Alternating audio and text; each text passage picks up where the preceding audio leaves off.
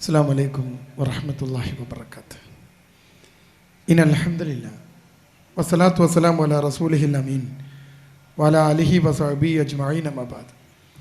അല്ലാഹു സുബ്ഹാനഹു വ തആലയുടെ വിധിവിലക്കുകളെ അനുസരിച്ചുകൊണ്ട് മുത്തഖീങ്ങളായി ജീവിക്കണം എന്ന് സ്വന്തത്തെ മറക്കാതെ എല്ലാവരെയും ഓർമ്മപ്പെടുത്തുന്നു. വലിയ ഒരു വിഷയം, സമൂഹത്തെ വലിയ രീതിയിൽ ബാധിച്ചുകൊണ്ടിരിക്കുന്നൊരു വിഷയം.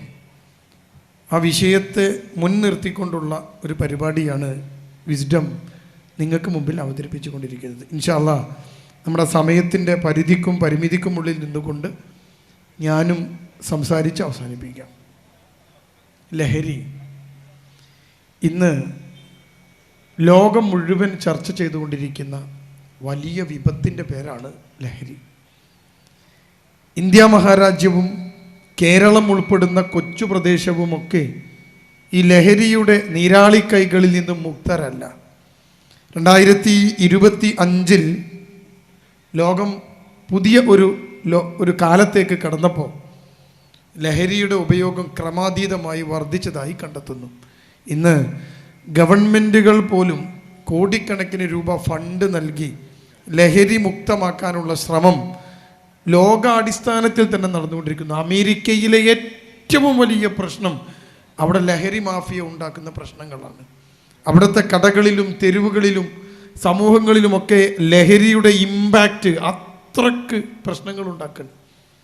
കൊളംബിയ എന്ന് പറയുന്ന ഒരു നാട്, ആ നാട്ടിലെ അറിയപ്പെടുന്നത് തന്നെ അവിടുത്തെ ലഹരി മാഫിയയുടെ പേരിലാണ്. ഒരു രാജ്യത്തെ പോലും വിലക്ക് വാങ്ങാൻ ശേഷിയുള്ള ലഹരി മാഫിയകൾ പടർന്നു പിടിച്ചിരിക്കുന്നു ചില യൂറോപ്യൻ രാജ്യങ്ങളിൽ എന്ന് നമുക്ക് കാണാൻ പറ്റും. ഇന്ത്യയും അതിൽ നിന്നും മുക്തമല്ല. ഇവിടെ നിന്നുകൊണ്ടാണ് ചില ഓർമ്മപ്പെടുത്തലുകൾ, സമൂഹത്തെ ബാധിക്കുന്ന ഈ പ്രശ്നത്തിൻ്റെ പരിഹാരമാർഗങ്ങൾ എൻ്റെ പ്രിയപ്പെട്ടവരെ നിങ്ങളോട് നിർദ്ദേശിക്കാനുള്ളത്. ഞാൻ ചെറിയ ഒരു ഉദാഹരണം പറഞ്ഞ് ആരംഭിക്കാം.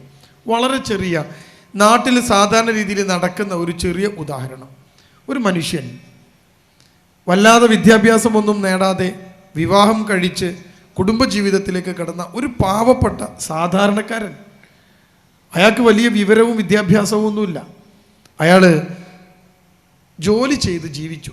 നാട്ടിൽ പെയിൻറ്റിൻ്റെ പണിക്ക് പോയിട്ടുണ്ട്, മറ്റു പല ഹോട്ടലിൽ പണിക്ക് പോയിട്ടുണ്ട്. അങ്ങനെയൊക്കെ ജീവിച്ച് കുടുംബം പോറ്റി മുന്നോട്ട് പോയിരുന്ന ഒരു സാധാരണ മനുഷ്യൻ. ആ മനുഷ്യൻ കുറേ കാലം കഴിഞ്ഞ് അയാൾക്ക് മക്കൾ 3 പേരായി. വിവാഹം നേരത്തെ കഴിഞ്ഞു. വല്ലാതെ പഠിക്കാത്തത് കൊണ്ട്, വിദ്യാഭ്യാസമൊന്നും ഇല്ലാത്തത് കൊണ്ട് അയാളെ വിവാഹം 23-ാമത്തെ 24-ാമത്തെ വയസ്സിൽ വിവാഹം കഴിഞ്ഞു.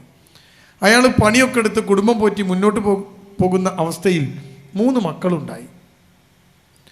3 മക്കളായി കുടുംബം മുന്നോട്ട് കൊണ്ടുപോകാൻ കഴിയാത്ത ഒരു സാഹചര്യം വന്നപ്പോൾ അദ്ദേഹം ഗൾഫിലേക്ക് പോയി. ഗൾഫിൽ ചെന്ന് ജോലി ചെയ്ത് മുന്നോട്ട് പോകാനുള്ള ഒരു ശ്രമം നടത്തിയെങ്കിലും അയാൾ ചെന്നുപെട്ടത് ഒരു ഹൗസ് ഡ്രൈവറായിട്ടാണ് ഗൾഫിൽ. ആ അറബി മഹാപീഡനം നടത്തുന്ന ഒരു അറബിയും ഒരുപാട് പ്രശ്നങ്ങൾ. അയാൾക്ക് ആ ജോലി മുന്നോട്ട് കൊണ്ടുപോകാൻ കഴിയാതെ വിസക്ക് കൊടുത്ത, ടിക്കറ്റിന് കൊടുത്ത പണമെങ്കിലും ഒക്കട്ടെ എന്ന് കരുതി ഒരു 1, 2, 3 കൊല്ലം ആ ഗൾഫിൽ അങ്ങനെ കഷ്ടപ്പെട്ട് നിന്ന് ഉള്ള പണവുമായി അയാൾ നാട്ടിൽ വരികയാണ്.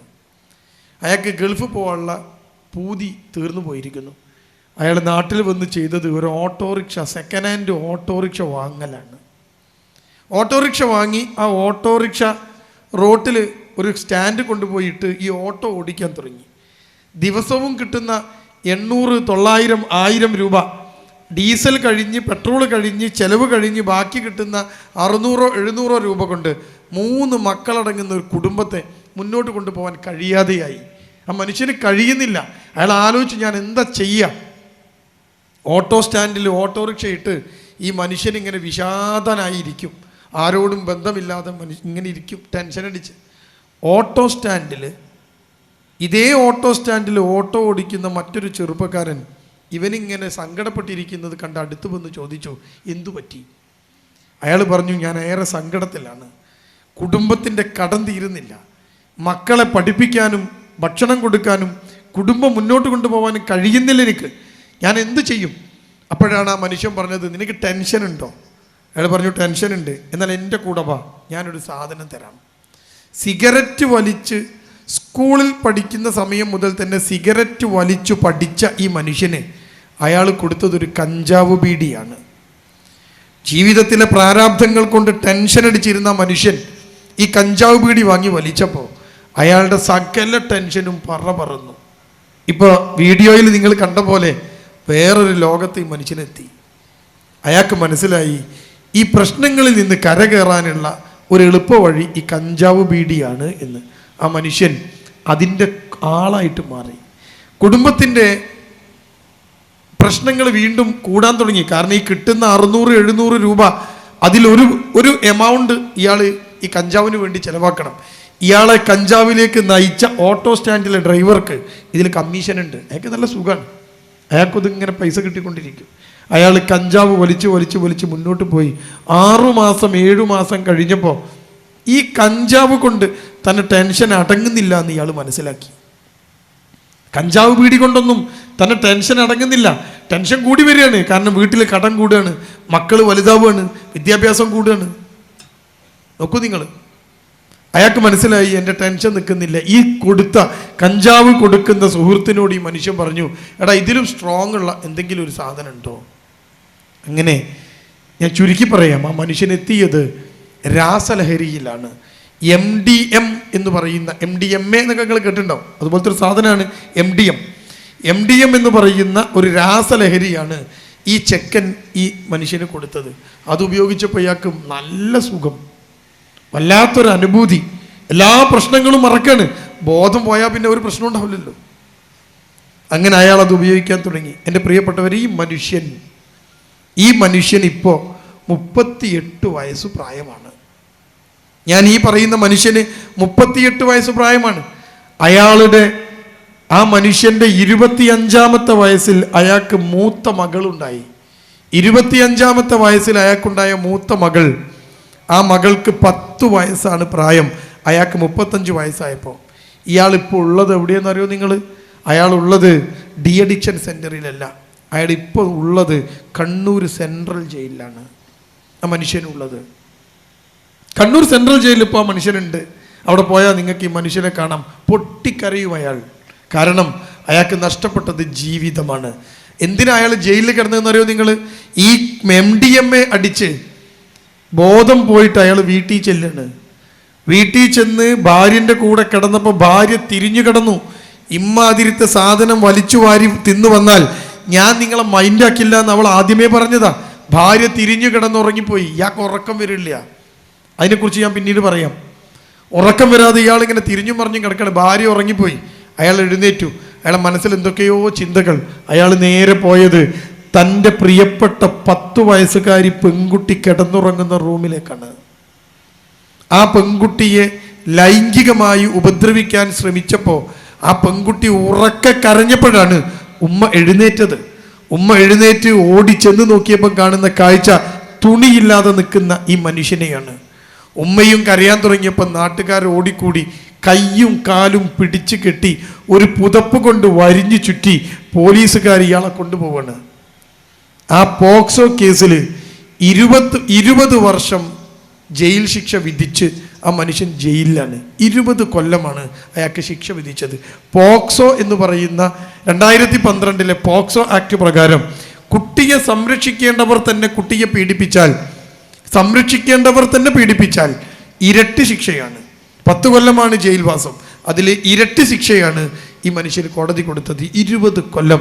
അയാൾക്ക് 38 വയസ്സുണ്ട്. അയാൾ ജയിലിൽ നിന്ന് ഇറങ്ങുമ്പോൾ 35-ാമത്തെ വയസ്സിൽ ജയിലിൽ പോയ ആ മനുഷ്യൻ ജയിൽവാസം കഴിഞ്ഞ് പുറത്തിറങ്ങുമ്പോൾ അയാൾക്ക് 55 വയസ്സ് പ്രായമുണ്ടാകും. പക്ഷെ അതൊന്നും പ്രശ്നമല്ല. ഈ മനുഷ്യൻ ജയിലിൽ നിന്ന് പുറത്തിറങ്ങുന്ന ഒരു ദിവസമുണ്ട്. ആരാണ് ആ മനുഷ്യനെ ഒരുമിച്ച് കൊണ്ടുപോവുക? ഈ ഭാര്യ അയാളെ ഇനി ഭർത്താവായി സ്വീകരിക്കുമോ? മകൾ അയാളെ ബാപ്പയായി കാണുമോ? സമൂഹം അയാളെ നല്ല മനുഷ്യനായി കാണുമോ? ഈ മനുഷ്യൻ ഇപ്പം നല്ലവനാണ്. കഞ്ചാവില്ല, മയക്കുമരുന്നില്ല. അയാൾ ചെയ്ത കുറ്റം അറിയാതെ ബോധമില്ലാതെ ചെയ്തു പോയ കുറ്റത്തെക്കുറിച്ച് അയാൾക്കറിയാം. അയാൾക്ക് നല്ല ബോധമുണ്ട്. ഇപ്പൊ കഞ്ചാവും മയക്കുമരുന്നൊന്നും ജയിലിൽ കിട്ടുന്നില്ല. നല്ല ബോധമുണ്ട്. ആ മനുഷ്യന് കരയാണ് അയാളെ കാണാൻ. ജയിലിൽ മനുഷ്യന്മാർ പോയാലും ഇടക്കിടക്ക് അയാളെ കാണാൻ വേണ്ടിയിട്ട് ആളുകൾ വരും. ആരെങ്കിലുമൊക്കെ സന്ദർശകർ വരും.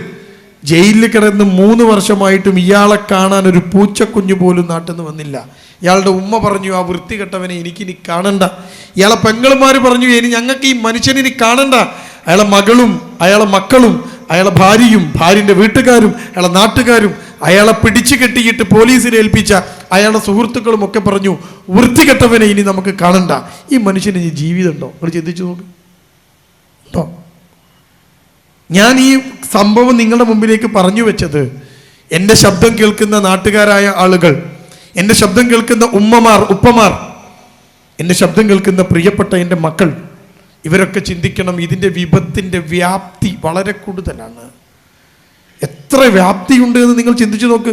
ഒരു മനുഷ്യൻ സമാധാനം കിട്ടുമെന്ന് പറഞ്ഞ് നൽകിയ ഒരു കഞ്ചാവ് പീടിയിൽ നിന്ന് ഒരു മനുഷ്യൻ്റെ ജീവിതത്തെ മുച്ചൂടും നശിപ്പിക്കുന്ന അവസ്ഥയിലേക്ക് അയാൾ മാറിപ്പോയത് ഈ ലഹരിയാണ് എന്ന് എൻ്റെ പ്രിയപ്പെട്ടവരെ നിങ്ങൾക്ക് ഓർമ്മ വേണം. എൻ്റെ ഉമ്മമാർ, ഒരു മകൻ മകനല്ലാതെയായി മാറുക, ഒരു മനുഷ്യനെ ഒരു ഉപകാരത്തിനും കൊള്ളാതെയാവുക ഈ ലഹരിയാണ്. അത്രക്ക് മനുഷ്യനെ പിടിമുറുക്കി കഴിഞ്ഞിരിക്കുന്നു ലഹരി. ഇവിടെയാണ് നമ്മൾ ചില ചിന്തകൾക്ക് തിരികൊളുത്തേണ്ടത്. എന്താണ്, എങ്ങനെയത് വരിക, എന്താണ് ഇതിൻ്റെ വരാതിരിക്കാനുള്ള മാർഗങ്ങൾ, നമ്മൾ എന്തൊക്കെയാണ് നമ്മൾ ചെയ്യേണ്ടത്, ഇതിൻ്റെ പരിഹാരം എന്ത്? ഇതാണ് ഞാൻ നിങ്ങളോട് സംസാരിച്ചു വെക്കേണ്ടത്. നിങ്ങൾ ചിന്തിക്കണം, തിരിച്ചറിയണം. ലോകം ഒരു വല്ലാത്ത അവസ്ഥയിൽ നിൽക്കുകയാണ്. 2025 ജനുവരി 1 മുതൽ ഈ ഭൂമിയിൽ ജനിച്ചു വീണ കുട്ടിയുടെ പേര് ബീറ്റ ജനറേഷൻ എന്നാണ്. Beta generation. ഒരു വല്ലാത്ത ഉന്മാദത്തിലും ലഹരിയിലുമാണ് കുട്ടികളുള്ളത്. ഞാൻ പറയുന്നത് വലിയ കുട്ടികളെ കുറിച്ചല്ല, ഞാൻ പറയുന്നത് ചെറിയ കുട്ടികളെ കുറിച്ചാണ്. വല്ലാത്തൊരു ഉന്മാദവും ലഹരിയുമാണ് കുട്ടിയുള്ളത്. ഈ ലഹരിയല്ല, എന്തൊക്കെയോ ഒരവസ്ഥ. ഇരിക്കപ്പുറതിയില്ലാത്ത മക്കൾ, കമ്പ്യൂട്ടറും മൊബൈൽ ഫോണും ഒക്കെ ജീവിതമാണ് എന്ന് തെറ്റിദ്ധരിച്ചു പോയ പാവം കുട്ടികൾ. അവർക്ക് ജീവിതമില്ല. ആ ഉന്മാദാവസ്ഥയിൽ നിന്ന് അവരെത്തിപ്പെടുന്നത് ഇന്ന് സ്കൂളിനകത്ത് വ്യാപകമായി കാണുന്ന ലഹരിയിലാണ്. ഇനി സർക്കാരുകളോ, സർക്കാർ എന്താ ചെയ്യണത്? ഇന്ന് കേരളം ഭരിക്കുന്ന സർക്കാരിൻ്റെ അവസ്ഥ എന്താ? അവർ പുതിയ കള്ള് നിർമ്മാണ കേന്ദ്രം തുടങ്ങാൻ പോവുകയാണ്. അതിനു വേണ്ടിയിട്ട് സമരം നടത്തുകയാണ്. പാർട്ടിക്കുള്ളിൽ തന്നെ സമരമാണ്. എന്നിട്ട് പറയുകയാണ് കള്ള് ആൾക്കാർ കുടിച്ചോട്ടെ എന്ന്. കള്ളും കഞ്ചാവും അത്രമേൽ ലഹരി അത്രമേൽ വ്യാപിച്ചിരിക്കുന്നു നമ്മുടെ സൊസൈറ്റിയിൽ, സമൂഹത്തിൽ. ഇവിടെ നിന്നുകൊണ്ടാണ് നമ്മൾ ഇതൊക്കെ ചർച്ച ചെയ്യേണ്ടത്. എങ്ങനെയാണ് ഈ സാധനം നമ്മുടെ ജീവിതത്തിലേക്ക് വരുന്നത്?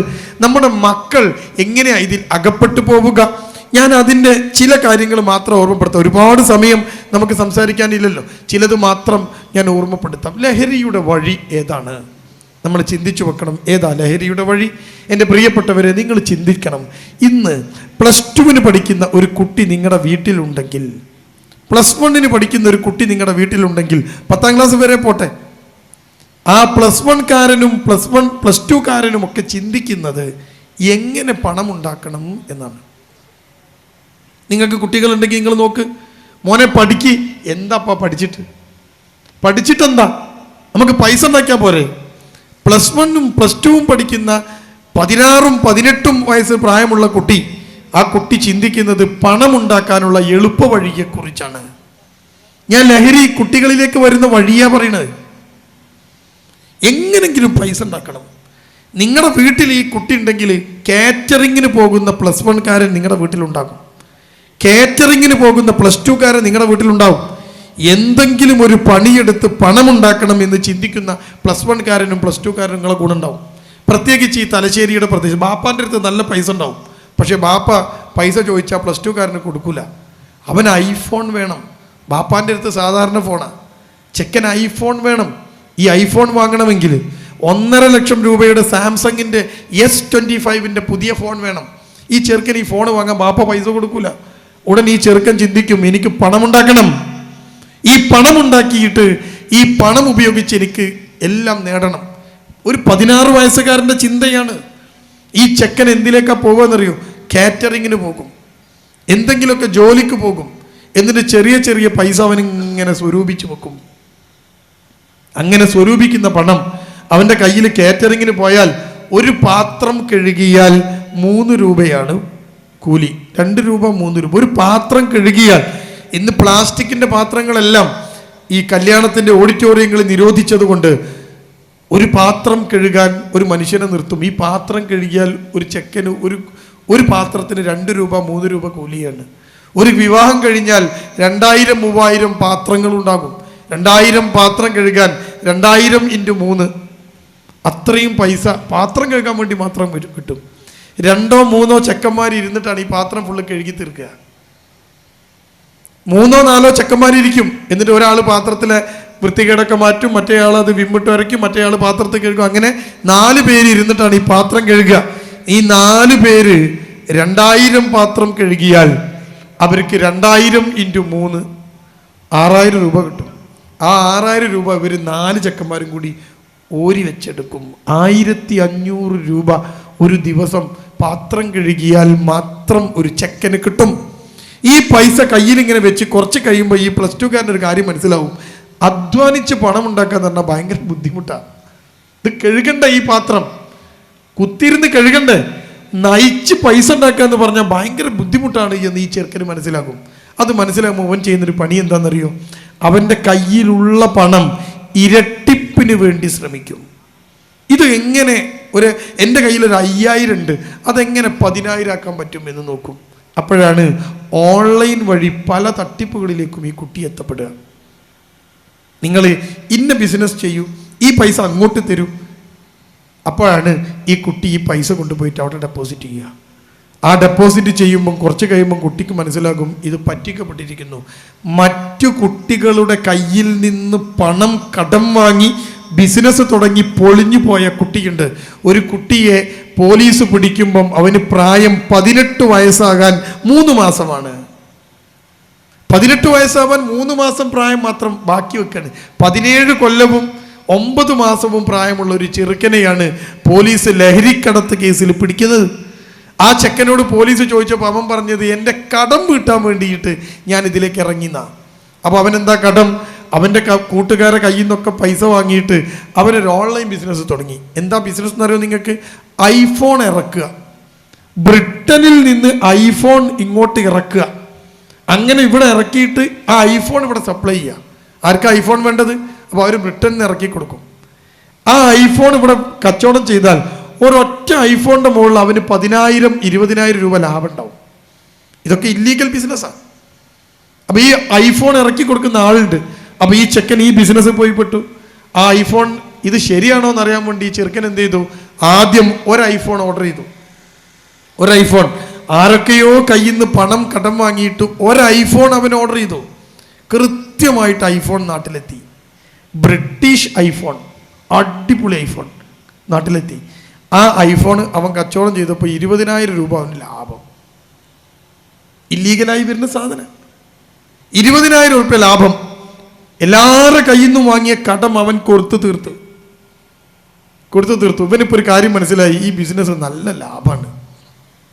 ഇങ്ങനെ ഒരു 5 മൊബൈൽ ഫോൺ വാങ്ങിയ എനിക്കും ഒരു ഐഫോൺ സ്വന്തമാക്കാം. അങ്ങനെ അവൻ്റെ കൂട്ടുകാരോടൊക്കെ പറഞ്ഞ് പല ആളുകളിൽ നിന്നും പണം വാങ്ങി പല ആൾക്കാർക്കും ഐഫോൺ തരാമെന്ന് പറഞ്ഞിട്ട് ഈ ചെറുക്കൻ 5 ഐഫോൺ ഓർഡർ ചെയ്തു ബ്രിട്ടനിലേക്ക്. അയാൾ പറഞ്ഞു നീ പൈസ ഓൺലൈനായിട്ട് അടയ്ക്കണം. അതിനൊരു ലിങ്ക് കൊടുത്തു. ഈ ചെക്കൻ പൈസ ഒക്കെ പലരുടെ കയ്യിൽ നിന്ന് കടം വാങ്ങി. നിങ്ങൾ നോക്കണം, ഒരു ഐഫോണിന് 1 ലക്ഷം രൂപ വിലയാണ്. 5 ഐഫോണിന് 5 ലക്ഷം രൂപ അടയ്ക്കണം. നമ്മുടെ നാട്ടിൽ 5 ലക്ഷം രൂപ അത്രക്കൊന്നും കൊടുക്കണ്ട. അവൻ്റെ കാഴ്ചപ്പാടിൽ ഒരു ഐഫോൺ 80,000 രൂപ അടച്ചാൽ മതി. 1 ലക്ഷം രൂപയ്ക്ക് നാട്ടിൽ വിൽക്കാം. ഓരോ ഐഫോണിൻ്റെ മുകളിൽ 20,000 ലാഭം. 80,000 രൂപ ഒരു ഫോണിന് അടയ്ക്കണം. 5 × 80,000 4 ലക്ഷം രൂപ ഇവൻ ഈ ഫോണിന് വേണ്ടി പലരിൽ നിന്ന് കടം വാങ്ങി പലതും ചെയ്ത് ഈ ചെക്കൻ 4 ലക്ഷം രൂപയാണ് അടച്ച് അവൻ സമാധാനത്തിലിരിക്കുക. ഇനി 5 ഐഫോൺ വരും. 5 ഐഫോൺ വിറ്റാൽ അവൻ 5 ലക്ഷം രൂപ കിട്ടും. അപ്പോൾ അവൻ ഈ 4 ലക്ഷം കടമൊക്കെ തീർത്ത് 1 ലക്ഷം രൂപ അവൻ്റെ കയ്യിൽ ലാഭം. അങ്ങനത്തെ ബിസിനസ് സ്വപ്നം കണ്ടിരിക്കുകയാണ് പാവം ഈ കുട്ടി. പക്ഷേ 4 ലക്ഷം രൂപ അടച്ചതോടുകൂടി ഈ ലിങ്കും പോയി. ആ ലിങ്ക് ഫോൺ ചെയ്ത മനുഷ്യനും കാണാനില്ല. അയാൾ ആരാന്ന് ഇവൻ അറിയ പോലുമില്ല.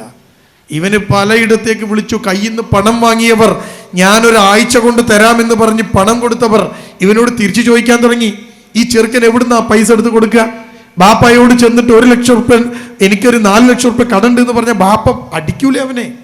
ഈ ചെറുക്കൻ ആകെ പ്രശ്നത്തിലായി. അങ്ങനെ ഇരിക്കുമ്പോഴാണ് അവൻ്റെ സുഹൃത്ത് പറഞ്ഞത്, നിനക്ക് എന്താ ടെൻഷൻ?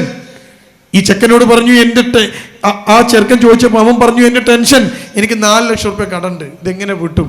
അവൻ പറഞ്ഞു എൻ്റെ കൂടെ വാ, ഒരു ചെറിയ ബിസിനസ് ഉണ്ട്, നീ ചെയ്താൽ മതി എന്ന്. അങ്ങനെയാണ് ബാംഗ്ലൂരിൽ നിന്ന് MDMA കാറിൽ കൊണ്ടുവരുന്ന വഴി 4 പേരെ അറസ്റ്റ് ചെയ്ത കൂട്ടത്തിൽ 17കാരനും പെട്ടുപോയത്. നിങ്ങൾ ചിന്തിച്ചു നോക്കണം.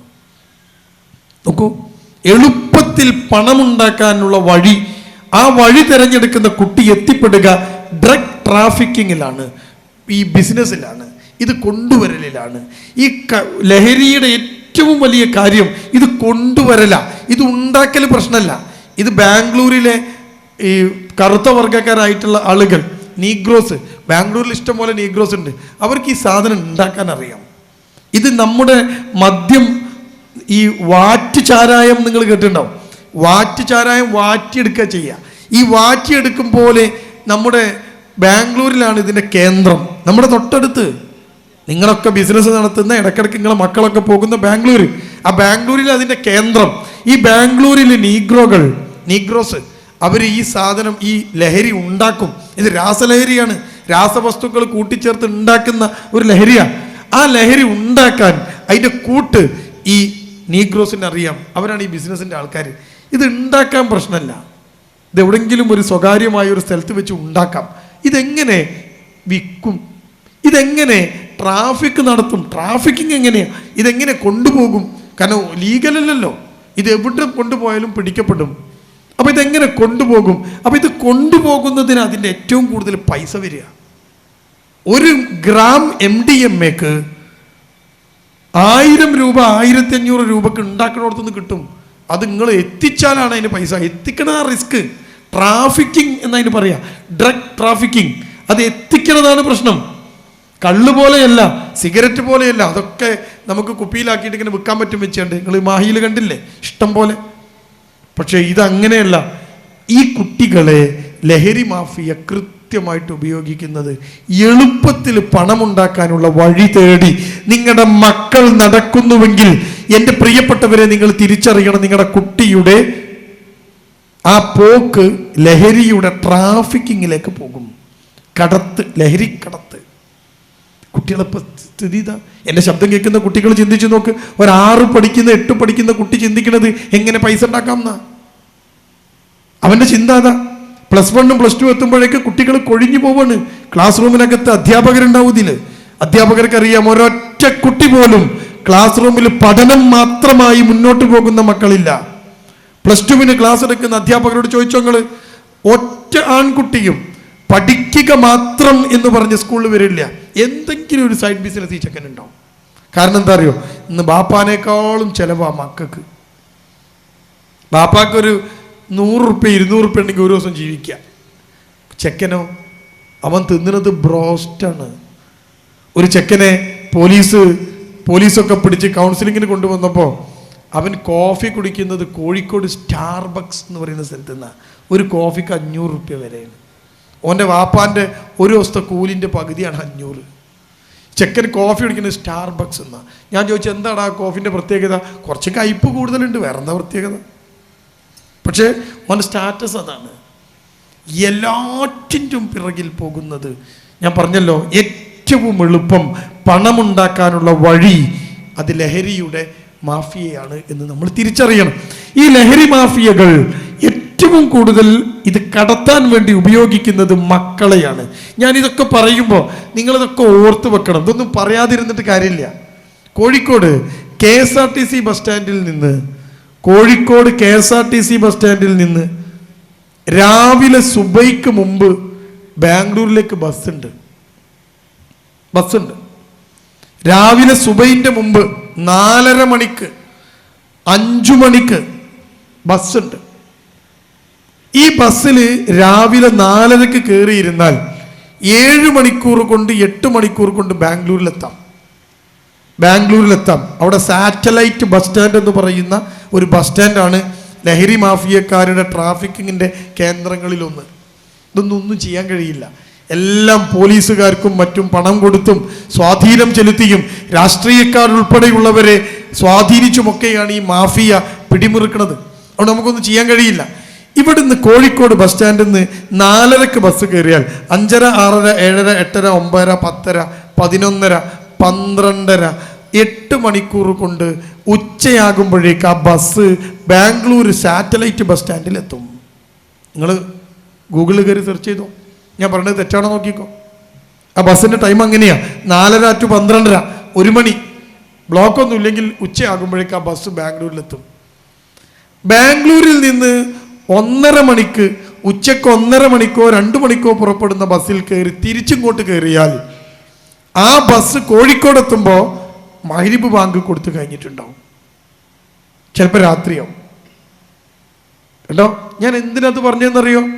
മക്കൾ, ഞാൻ ഇന്ന് കല്യാണം ഉണ്ട് ഉപ്പ, ഞാൻ കാറ്ററിങ്ങിന് പോവാണ്, ഇന്ന് രാത്രി ഞാൻ വീട്ടിൽ വരൂല, ഇന്ന് രാത്രി ഞാൻ കാറ്ററിങ്ങിന്റെ പണിക്ക് പോവാ, പൈസ വേണം.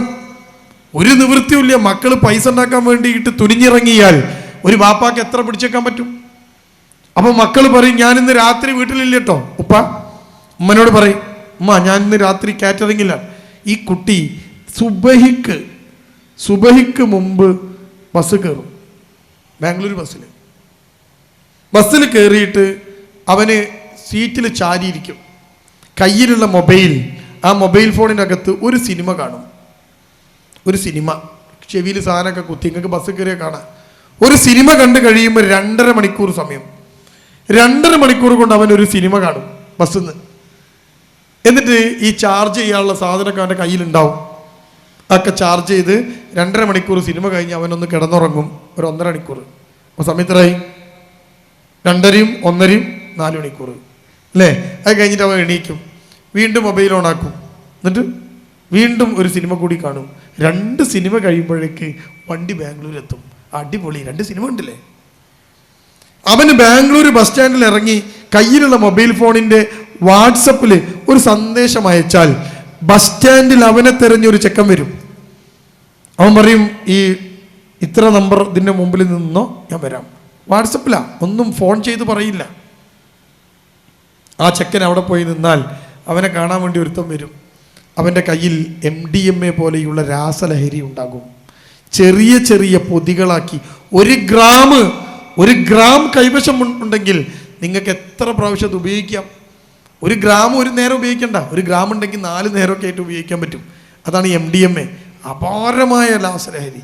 ഈ ചെറുക്കൻ ബസ് സ്റ്റാൻഡിൽ എത്തിക്കഴിഞ്ഞാൽ ആ ബസ് സ്റ്റാൻഡിൽ എത്തുന്ന ഈ ചെറുക്കനെ കാണാൻ വേണ്ടി ഒരാൾ വരും. അയാൾ ചെറിയ പൊതികളാക്കി 1 ഗ്രാം എന്ന് പറഞ്ഞാൽ എത്ര ഉണ്ടാവും കൂട്ടരെ? നിങ്ങൾ ചിന്തിക്ക്. 100 ഗ്രാം ചായപ്പൊടിയുടെ ഒരു പാക്കറ്റ് നിങ്ങളെ മനസ്സിലുണ്ടല്ലോ, 100 ഗ്രാം ചായപ്പൊടിൻ്റെ ഒരു പാക്കറ്റ് ഇല്ലേ? ആ പാക്കറ്റ് നിങ്ങളൊന്ന് മനസ്സിലേക്ക് കൊണ്ടുവരൂ. 50 ഗ്രാം ചായപ്പൊടിൻ്റെ പാക്കറ്റ് കൊണ്ടുവരൂ. 1 ഗ്രാം എത്ര ഉണ്ടാവും? ഒരു നഖത്തിൻ്റെ മുകളിൽ വെക്കാൻ മാത്രമേ ഉണ്ടാവുള്ളൂ.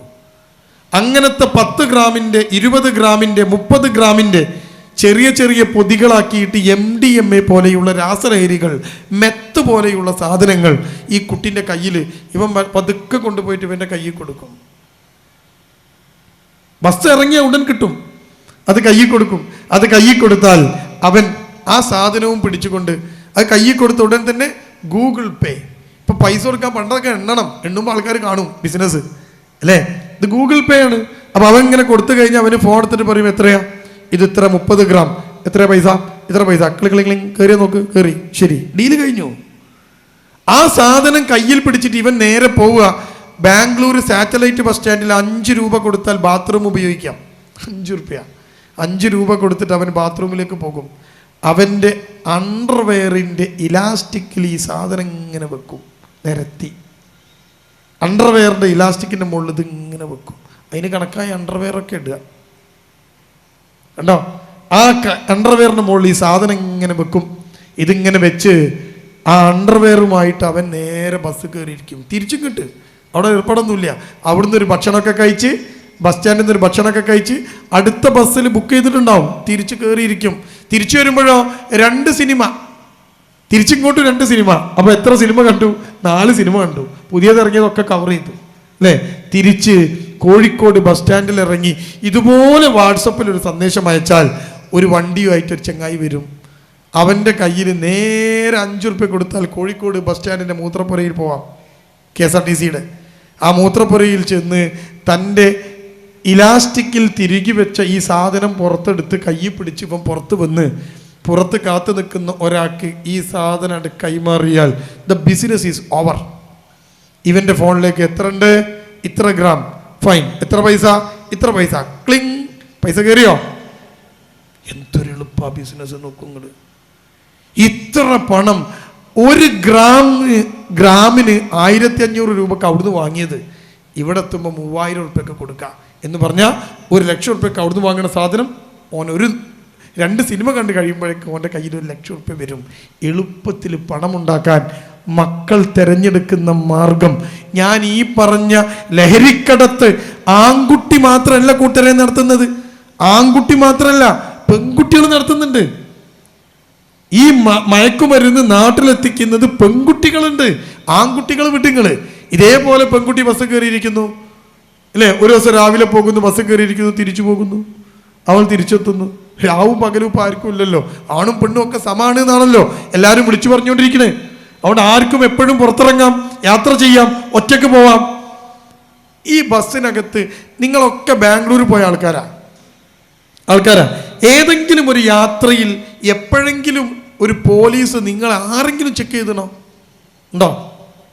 ബാംഗ്ലൂരിലെ KSRTC ബസ്സിൽ യാത്ര ചെയ്യണ നിങ്ങളെ ചില സമയത്ത് അതിർത്തിയിൽ ബസ് നിർത്തി ബാഗ് പരിശോധിക്കും. ഏതെങ്കിലും ഒരാളെ നിങ്ങൾ ആരെങ്കിലും പോലീസുകാർ വന്ന് തപ്പി നോക്കിയണോ? ഇനി 10 ഗ്രാമിൻ്റെ പൊതികൾ ചെറിയ പൊതികളാക്കി എലാസ്റ്റിക്കിൽ തിരികെ വെച്ചത് തപ്പി നോക്കിയാൽ കിട്ടുമോ? നിങ്ങൾ ആലോചിച്ച് നോക്ക്, എവിടെയത് എത്തി നിൽക്കുന്നത്?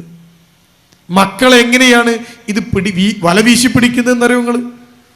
എളുപ്പം പണമുണ്ടാക്കാനുള്ള വഴികൾ തേടുന്ന പുതിയ തലമുറയാണ് എൻ്റെ പ്രിയപ്പെട്ടവരെ ഈ ലഹരി മാഫിയയുടെ കൈകളിൽ എത്തിപ്പെടുക എന്ന് എൻ്റെ ഉമ്മമാരും ഉപ്പമാരും തിരിച്ചറിയണം. അവിടെ നിങ്ങളെ കുട്ടി ഈ ലഹരി മാഫിയയുടെ കയ്യിൽ അകപ്പെട്ടു പോവാൻ സാധ്യതയുണ്ടോ എന്ന് നിങ്ങൾ നോക്കാനുള്ള എളുപ്പപ്പണിയാണ് ഞാൻ പറഞ്ഞത്. നിങ്ങളെ കുട്ടിക്ക് പണത്തിനോട് അമിതമായ ആർത്തിയുണ്ടോ? പൈസ ഉണ്ടാക്കണമെന്ന് ചിന്തണ്ടോ?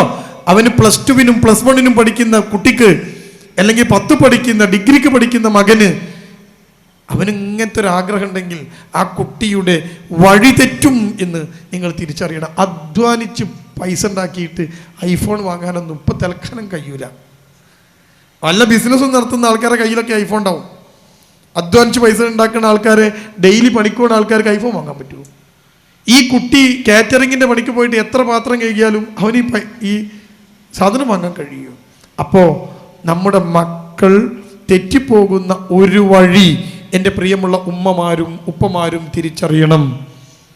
നമ്മുടെ കുട്ടിയുടെ കാഴ്ചപ്പാട് മാറിയെങ്കിൽ നമ്മുടെ കുട്ടിയെ നിങ്ങൾ ശ്രദ്ധിക്കണം. കഴിയുമെങ്കിൽ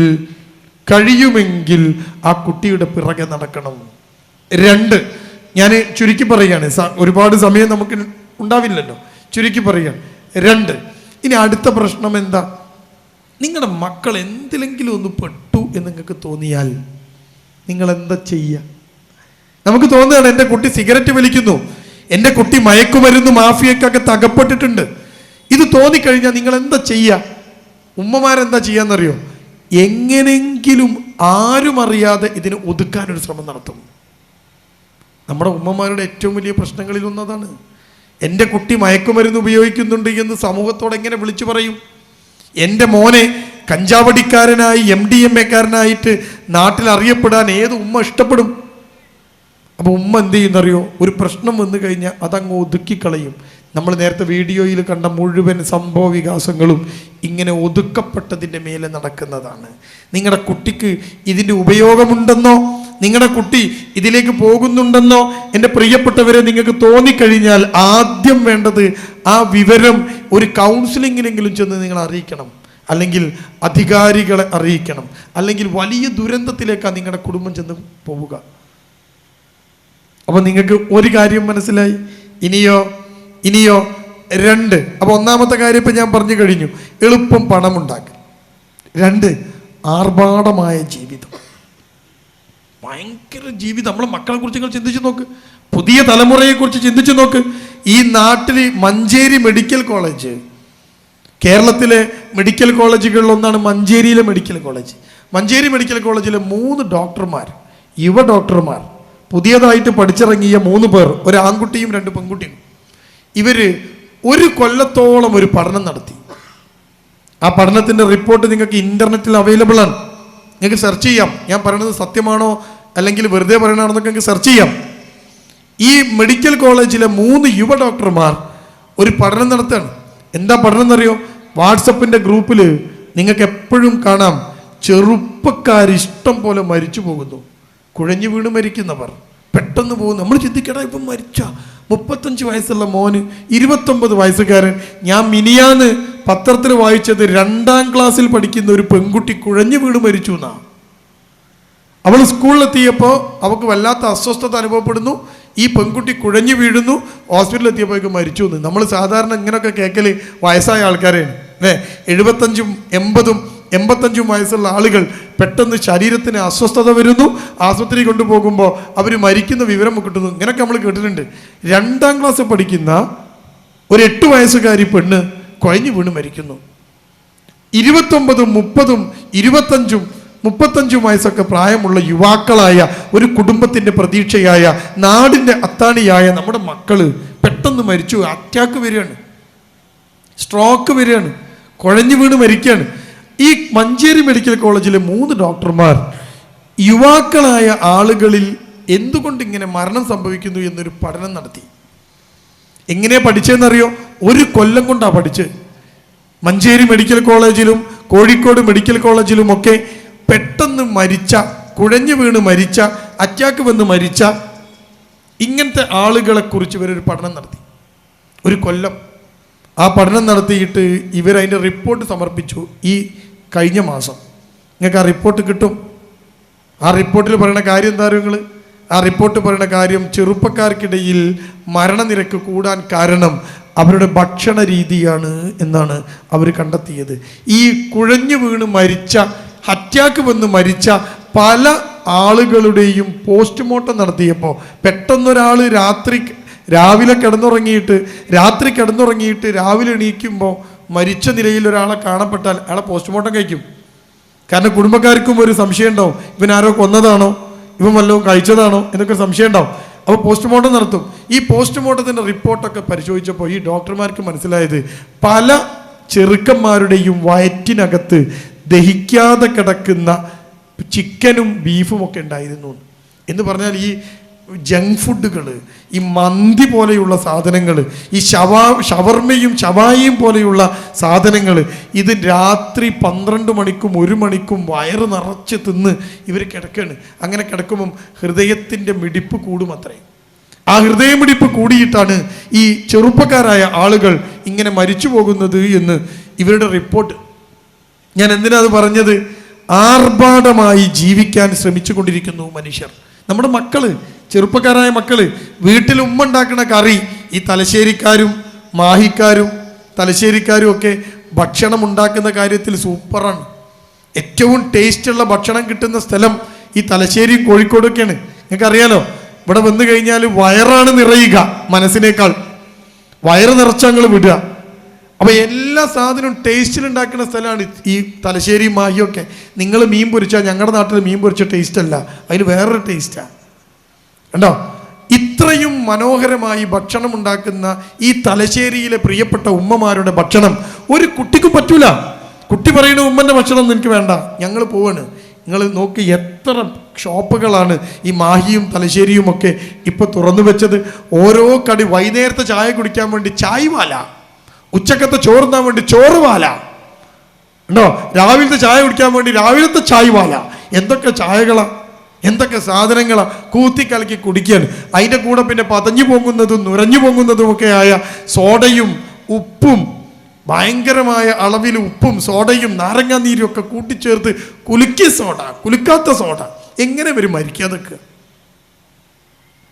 ഈ കുട്ടികൾ ആർഭാടമായി ജീവിക്കാൻ ശ്രമിക്കുന്നു. ഏറ്റവും മുന്തിയത് 500 ഉറുപ്പ്യൻ്റെ കോഫി കുടിച്ചാലേ ചങ്ങായിൻ്റെ ക്ഷീണം തീരുള്ളൂ. എങ്ങനെയായി കുട്ടിയെ ജീവിക്കുക? നിങ്ങളുടെ മക്കൾ ആർഭാട ജീവിതം നയിക്കാൻ ശ്രമിക്കുന്നുവെങ്കിൽ നിങ്ങൾ തിരിച്ചറിയുക, അവൻ എത്തിപ്പെടുക മോശമായ ജീവിതത്തിലാണ്, ലഹരിയുടെ കടത്തിലാണ്. ഞാൻ ലഹരി ഉപയോഗമല്ല പറയുന്നത്, ഉപയോഗത്തിലേക്ക് പിന്നീട് വരാം.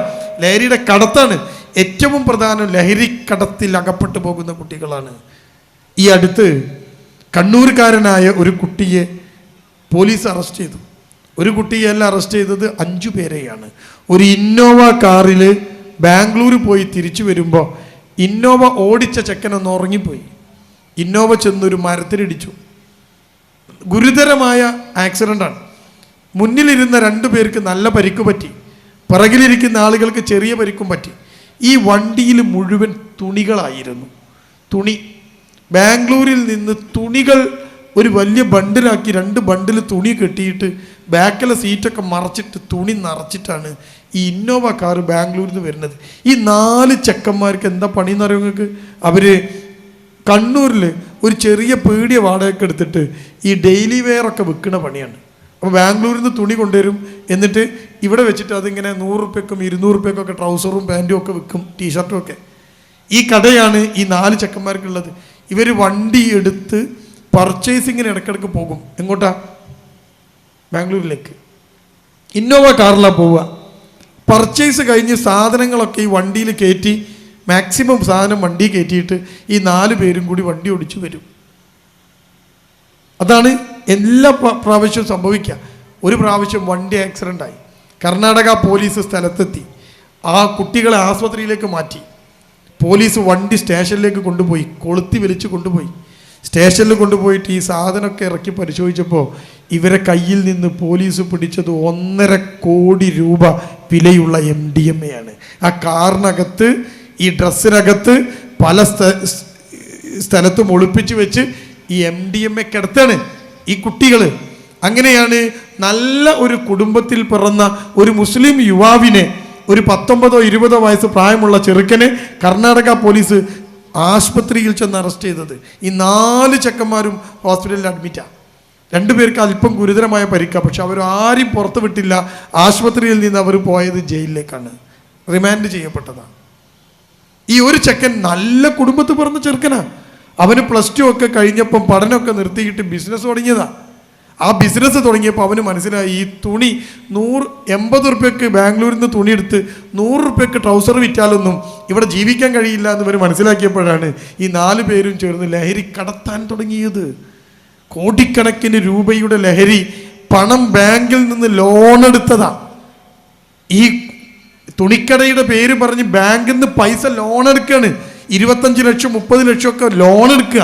ഈ ലോൺ എടുത്ത പൈസ കൊണ്ടുപോയിട്ട് ലഹരി വാങ്ങുക, അത് കൊണ്ടുവന്ന് ഇവിടെ കച്ചവടം ചെയ്യുക, എന്നിട്ട് അത് ഇരട്ടിപ്പിക്കുകയാണ്. എന്നിട്ടോ ലോൺ അടയ്ക്കും, വീണ്ടും ലോൺ എടുക്കും. ഒരു പ്രാവശ്യം ലോൺ എടുത്ത് ലോൺ അടച്ചാൽ ആ ബാങ്കിന് സിബിൽ സ്കോർ എന്ന് പറയുന്നൊരു സാധനമുണ്ട്, അത് കൂടും. 25 ലക്ഷം റുപ്യ ബാങ്ക് നിങ്ങൾക്ക് ലോൺ തന്നാൽ നിങ്ങൾ ആ ലോണ് കൃത്യമായിട്ട് അടച്ചാൽ പിന്നെ ബാങ്ക് 50 ലക്ഷം റുപ്യ തരും. എവിടെയൊക്കെയാണ് നമ്മുടെ ലഹരിയുടെ കാര്യം നോക്കുങ്ങൾ ഉണ്ടോ? നല്ല കുടുംബത്ത് പിറന്ന ആ ചെറുക്കൻ 4.5 മാസം ജയിലിൽ കിടന്നാണ് പുറത്തിറങ്ങിയത്. അവൻ്റെ പേരിൽ ഇപ്പോഴും കേസ് നടന്നുകൊണ്ടിരിക്കുകയാണ്. ആ കേസ് വിധിയായാൽ അവൻ ഇനിയും കർണാടകയിലെ ജയിലിലേക്ക് പോകേണ്ടി വരും. അവൻ്റെ ഉമ്മ കരച്ചിലാണ്, ബാപ്പ കരച്ചിലാണ്, നാട്ടിൽ തല ഉയർത്തി നടക്കാൻ വയ്യ. പത്രത്തിൽ വലിയ വാർത്ത കോളങ്ങളിൽ അവൻ്റെ ചിത്രം അച്ചടിച്ചു വന്നു, ലഹരി കടത്തിൽ ചെറുപ്പക്കാർ പിടിയിൽ എന്ന്. എത്ര കേസാണ് ഞാൻ നിങ്ങൾക്ക് വേണ്ടി പറഞ്ഞു തരേണ്ടത്? അപ്പം നമ്മുടെ കുട്ടി എളുപ്പം പണമുണ്ടാക്കാനുള്ള മാർഗം തേടുമ്പോൾ, ആഡംബര ജീവിതം നയിക്കാനുള്ള മാർഗത്തിലേക്ക് പോകുമ്പോൾ നിങ്ങൾ തിരിച്ചറിയണം നിങ്ങളുടെ കുട്ടി ഡേഞ്ചർ സോണിലാണ് എന്ന്. ഇനി എന്താ അടുത്തതെന്താ? അടുത്തത് ജീവിതം. ജീവിതം അടിച്ചു പൊളിക്കാനുള്ളതാണ്. നമ്മുടെ പുതിയ തലമുറയിലെ കുട്ടികൾ, ആൺകുട്ടിയും പെൺകുട്ടിയും മനസ്സിലാക്കി വെച്ചതാണിത്. നാട്ടിൽ ഇന്ന് റേഡിയോകളുടെ തരംഗമാണ്. റേഡിയോ മാംഗോ, തേങ്ങോ എന്നൊക്കെ പറഞ്ഞ് ഇഷ്ടം പോലെ റേഡിയോകൾ, TV യിൽ ഇഷ്ടം പോലെ പരിപാടികൾ. ഈ TV യിലെ പരിപാടികളിലും റേഡിയോ പരിപാടികളിലും ഏറ്റവും കൂടുതൽ ചർച്ച ചെയ്യപ്പെടുന്ന വിഷയം എന്താ നിങ്ങൾക്ക്? ആ വിഷയം ജീവിതം ഒന്നേ ഉള്ളൂ, അത് അടിച്ചു പൊളിക്കണം. റേഡിയോയിൽ വന്നിട്ട് റേഡിയോ ജോക്കി ആ പരിപാടി അവതരിപ്പിക്കുന്ന പെണ്ണ് രാവിലെ തന്നെ വന്നിട്ട് ഹായ് ഗെയ്സ് ഗുഡ് മോർണിംഗ്, നമ്മളെ റേഡിയോ തുടങ്ങുകയാണ്. ജീവിതം ഒന്നേ ഉള്ളൂ, അത് അടിച്ചു പൊളിക്കണം. ഉണ്ടോ? ഞാൻ ഇന്നലെ ഒരു പത്രത്തിൽ ഒരു ചങ്ങാതിയുടെ സാധനം കാണും. ഇന്നലത്തെ ദിവസത്തിൻ്റെ ഒരു പ്രത്യേകത ഉണ്ട്. ഇന്നലെ പ്രേമത്തിൻ്റെ ബർത്ത്ഡേ ആണ്, വാലന്റൈൻസ് ഡേ. ഇന്നലെ ഒരു പ്രത്യേകത ഉണ്ട്. കോഴിക്കോട് പൂ വിൽക്കുന്ന കടയിലെ ഒരു പൂ വ്യാപാരിയോട്, എന്ന് പറഞ്ഞാൽ ഈ പൂക്കൾ വിൽക്കുന്ന കട ഉണ്ടല്ലോ, നിങ്ങൾ കണ്ടിട്ടുണ്ടാവും, റോസാപ്പൂവും മറ്റേ പൂവും ഈ പരിപാടിക്ക് മാലിയൊക്കെ വിൽക്കുന്ന കട, ഒരു ഉണങ്ങിയ പീടിക ഉണ്ടാവുക. കോഴിക്കോട് ഒരു പൂ കച്ചവടം നടത്തുന്ന ആളോട് ഒരു പത്രക്കാരൻ ചോദിക്കുന്നത് പത്രത്തിൽ ഞാൻ വായിച്ചു ഇന്നലെ. ആ പൂക്കാരനോട് ചോദിക്കുകയാണ്, ഒരു ദിവസം ഇവിടെ എത്ര റോസാപ്പൂക്കൾ വിൽക്കും, നിങ്ങൾ എത്ര പൂ കൊണ്ടുവരും? ഇതൊക്കെ ബാംഗ്ലൂരിൽ നിന്നും മൈസൂരിൽ നിന്നൊക്കെയാണ് ഈ പൂക്കളൊക്കെ വരിക, വിദേശത്തു നിന്ന് വരെ വരുന്നുണ്ട്. അപ്പോൾ ഈ മൊട്ട്, ഈ റോസാപ്പൂവിൻ്റെ മൊട്ട് ഇങ്ങനെ കൊണ്ടുവരും, അത് ഇവിടെ കുറച്ച് വിടർത്തിയിട്ടാണ് കൊടുക്കുക. എങ്ങനെയാണ് ഇയാളെ കച്ചവടം?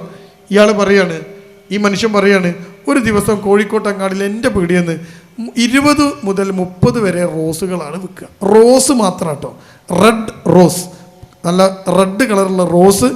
ആ റോസ് എൻ്റെ പീടിയെന്ന് ഒരു 20 റോസ് 30 റോസൊക്കെ പോകും. ഏതെങ്കിലും ഉദ്ഘാടനത്തിനോ മറ്റോ ഒക്കെ അതിഥികൾ വരുമ്പം കൊടുക്കാനൊക്കെ റോസ് കൊണ്ടുപോകും, അതേ കൊണ്ട്. പിന്നെ കല്യാണത്തിനൊക്കെ മാല കെട്ടാനൊക്കെ 1-2 റോസൊക്കെ അതിൻ്റെ പിന്നെ ലോക്കറ്റായിട്ടൊക്കെ ഉപയോഗിക്കും. അങ്ങനെ ഒരു 30 റോസ് ഒരു ദിവസം എൻ്റെ കടയിൽ നിന്ന് വിൽക്കും. അയാൾ പറയാം. എന്നിട്ട് ആ കടക്കാരനോട് ഇയാൾ ചോദിക്കുന്ന ചോദ്യം എന്താ അറിയോ?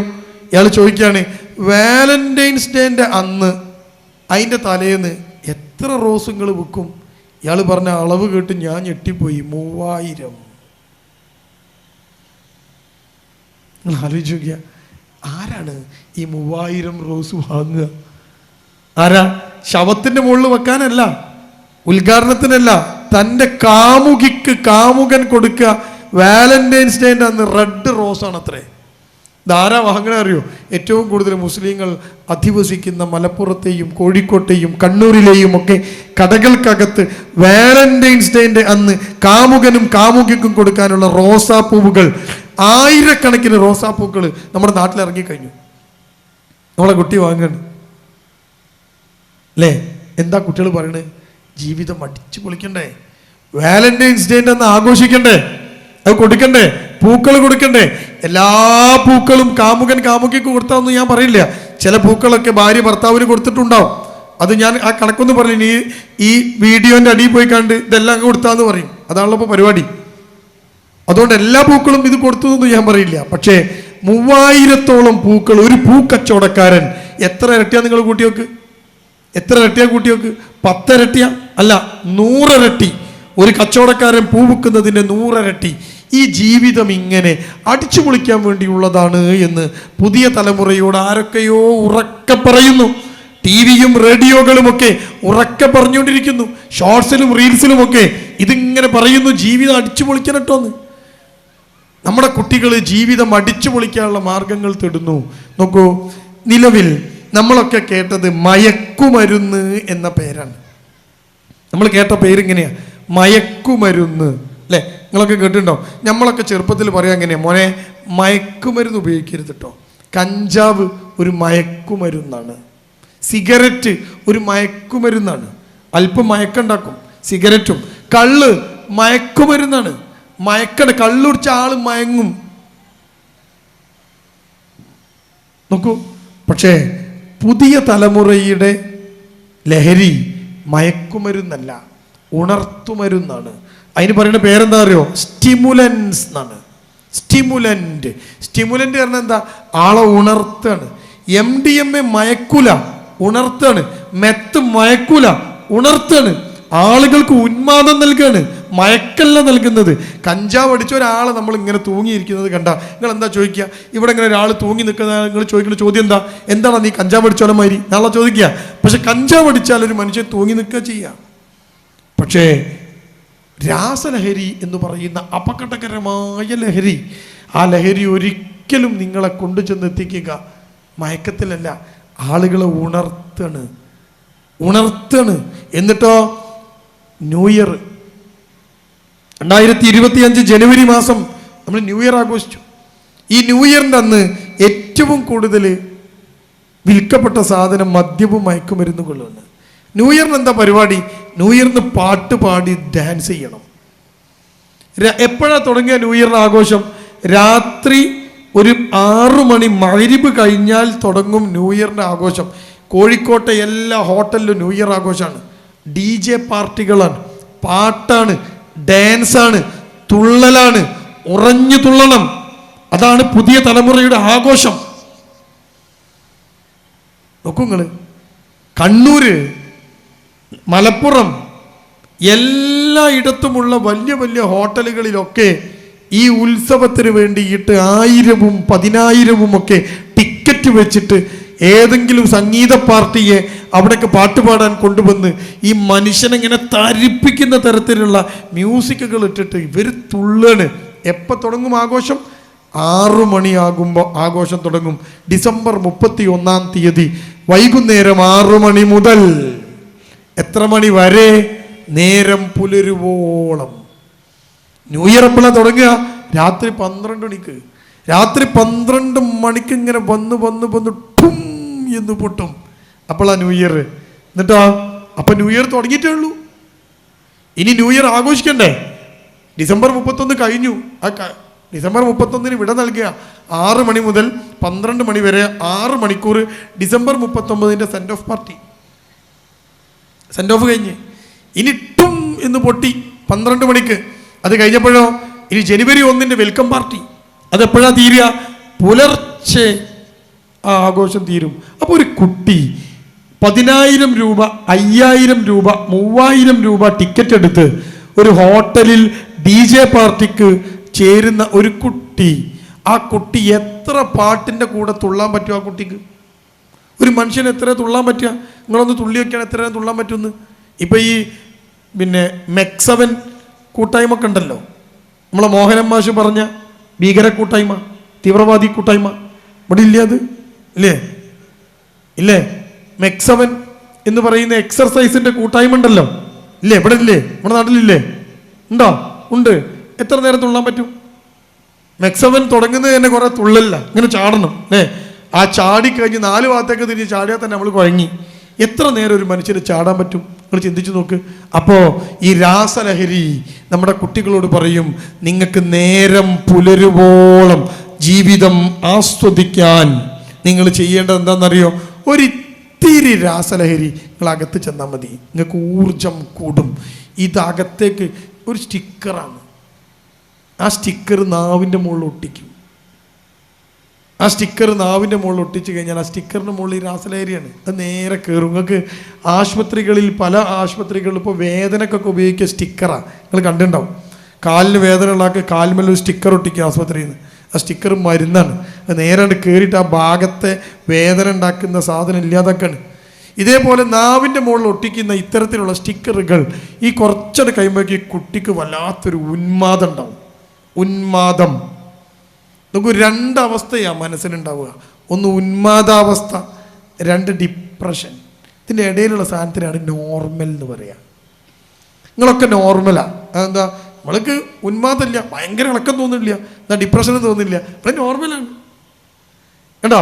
ആ നോർമൽ എന്ന് പറയുന്ന സാധനം ഇങ്ങോട്ട് നീങ്ങിയാൽ ഡിപ്രഷനാണ്, ഇങ്ങോട്ട് നീങ്ങിയാൽ ഉന്മാദമാണ്. ഡിപ്രഷനും ഉന്മാദവും പെട്ടെന്ന് വന്നു പോകുന്ന അവസ്ഥക്ക് പറയുന്ന പേരാണ് ബൈപ്പോളാർ ഡിസോർഡർ എന്ന്. 2 ഭാഗത്തും ഇതിങ്ങനെ മാറും. അയാൾക്ക് പെട്ടെന്ന് ഉന്മാദം വരും, പെട്ടെന്ന് ഡിപ്രഷൻ വരും, ഇതിങ്ങനെ മാറും. അതിനാണ് ബൈപ്പോളർ ഡിസോർഡർ എന്ന് സൈക്കോളജിയിൽ പറയാം. കണ്ടോ? ഒരു കുട്ടി രാസലഹരി ഉപയോഗിച്ചാൽ ആ കുട്ടി ഇങ്ങോട്ട് മാറും, ഉന്മാദം. അവൻ്റെ എനർജി ഇങ്ങനെ കൂടി നിൽക്കും. അവനേറെ നേരം ഡാൻസ് കളിക്കാം.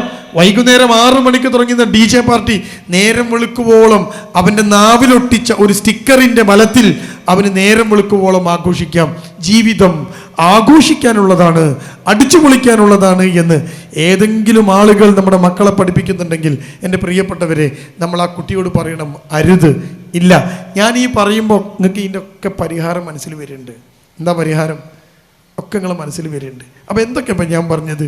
ഒരു കുട്ടി, നമ്മുടെ പുതിയ തലമുറ, നമ്മുടെ മക്കൾ ഇതിലേക്ക് എത്തിച്ചേരാനുള്ള വഴികളെക്കുറിച്ചാണ് ഞാൻ നിങ്ങളോട് ഇപ്പോൾ സംസാരിച്ചത്. നോക്കൂ, ഇനി നമ്പർ 3 അല്ലേ? എന്താ അടുത്തത്? എന്താ? ഇനി അടുത്തത് വലിയ ടെൻഷനിലാണ് കുട്ടികൾ. വലിയ ടെൻഷൻ. എന്താ ടെൻഷന് കാരണം? എപ്പോഴും നിങ്ങൾ ചിന്തിക്കുക, ഒരു മനുഷ്യൻ എപ്പോഴാണ് ടെൻഷൻ ആവുകയെന്ന് അറിയോ നിങ്ങൾ? അയാളുടെ ബന്ധങ്ങൾ തകരുമ്പോഴാണ്. നിങ്ങൾ ഭാര്യയായിട്ട് കച്ചറുണ്ടാക്കി നോക്കി, ഒരു സുഖം കിട്ടൂല. കിട്ടുമോ? ഭാര്യ നിങ്ങളും തമ്മിൽ കച്ചറ, ഓള് മിണ്ടില്ല, നിങ്ങൾക്ക് മിണ്ടാൻ തോന്നണില്ല. എന്തെങ്കിലും ഒരു മനസ്സമാധാനം ഉണ്ടാവും നിങ്ങൾക്ക്? എത്ര നിങ്ങൾ പള്ളിയിൽ പോയാലും നിസ്കരിച്ചാലും ഇവളാണ് മുണ്ടില്ലല്ലോ, ആകെ കുടുങ്ങി പുരേ കിടക്കേറെ രസം തോന്നില്ല അല്ലേ?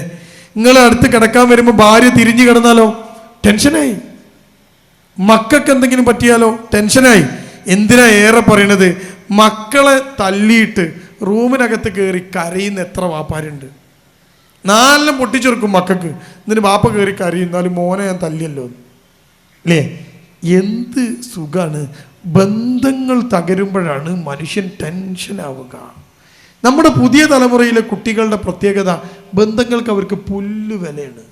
വാപ്പാന് ഒരു വിലയില്ല, ഉമ്മാക്ക് ഒരു സ്ഥാനമില്ല, സഹോദരി സഹോദരന്മാർക്കിടയിൽ സ്നേഹമില്ല.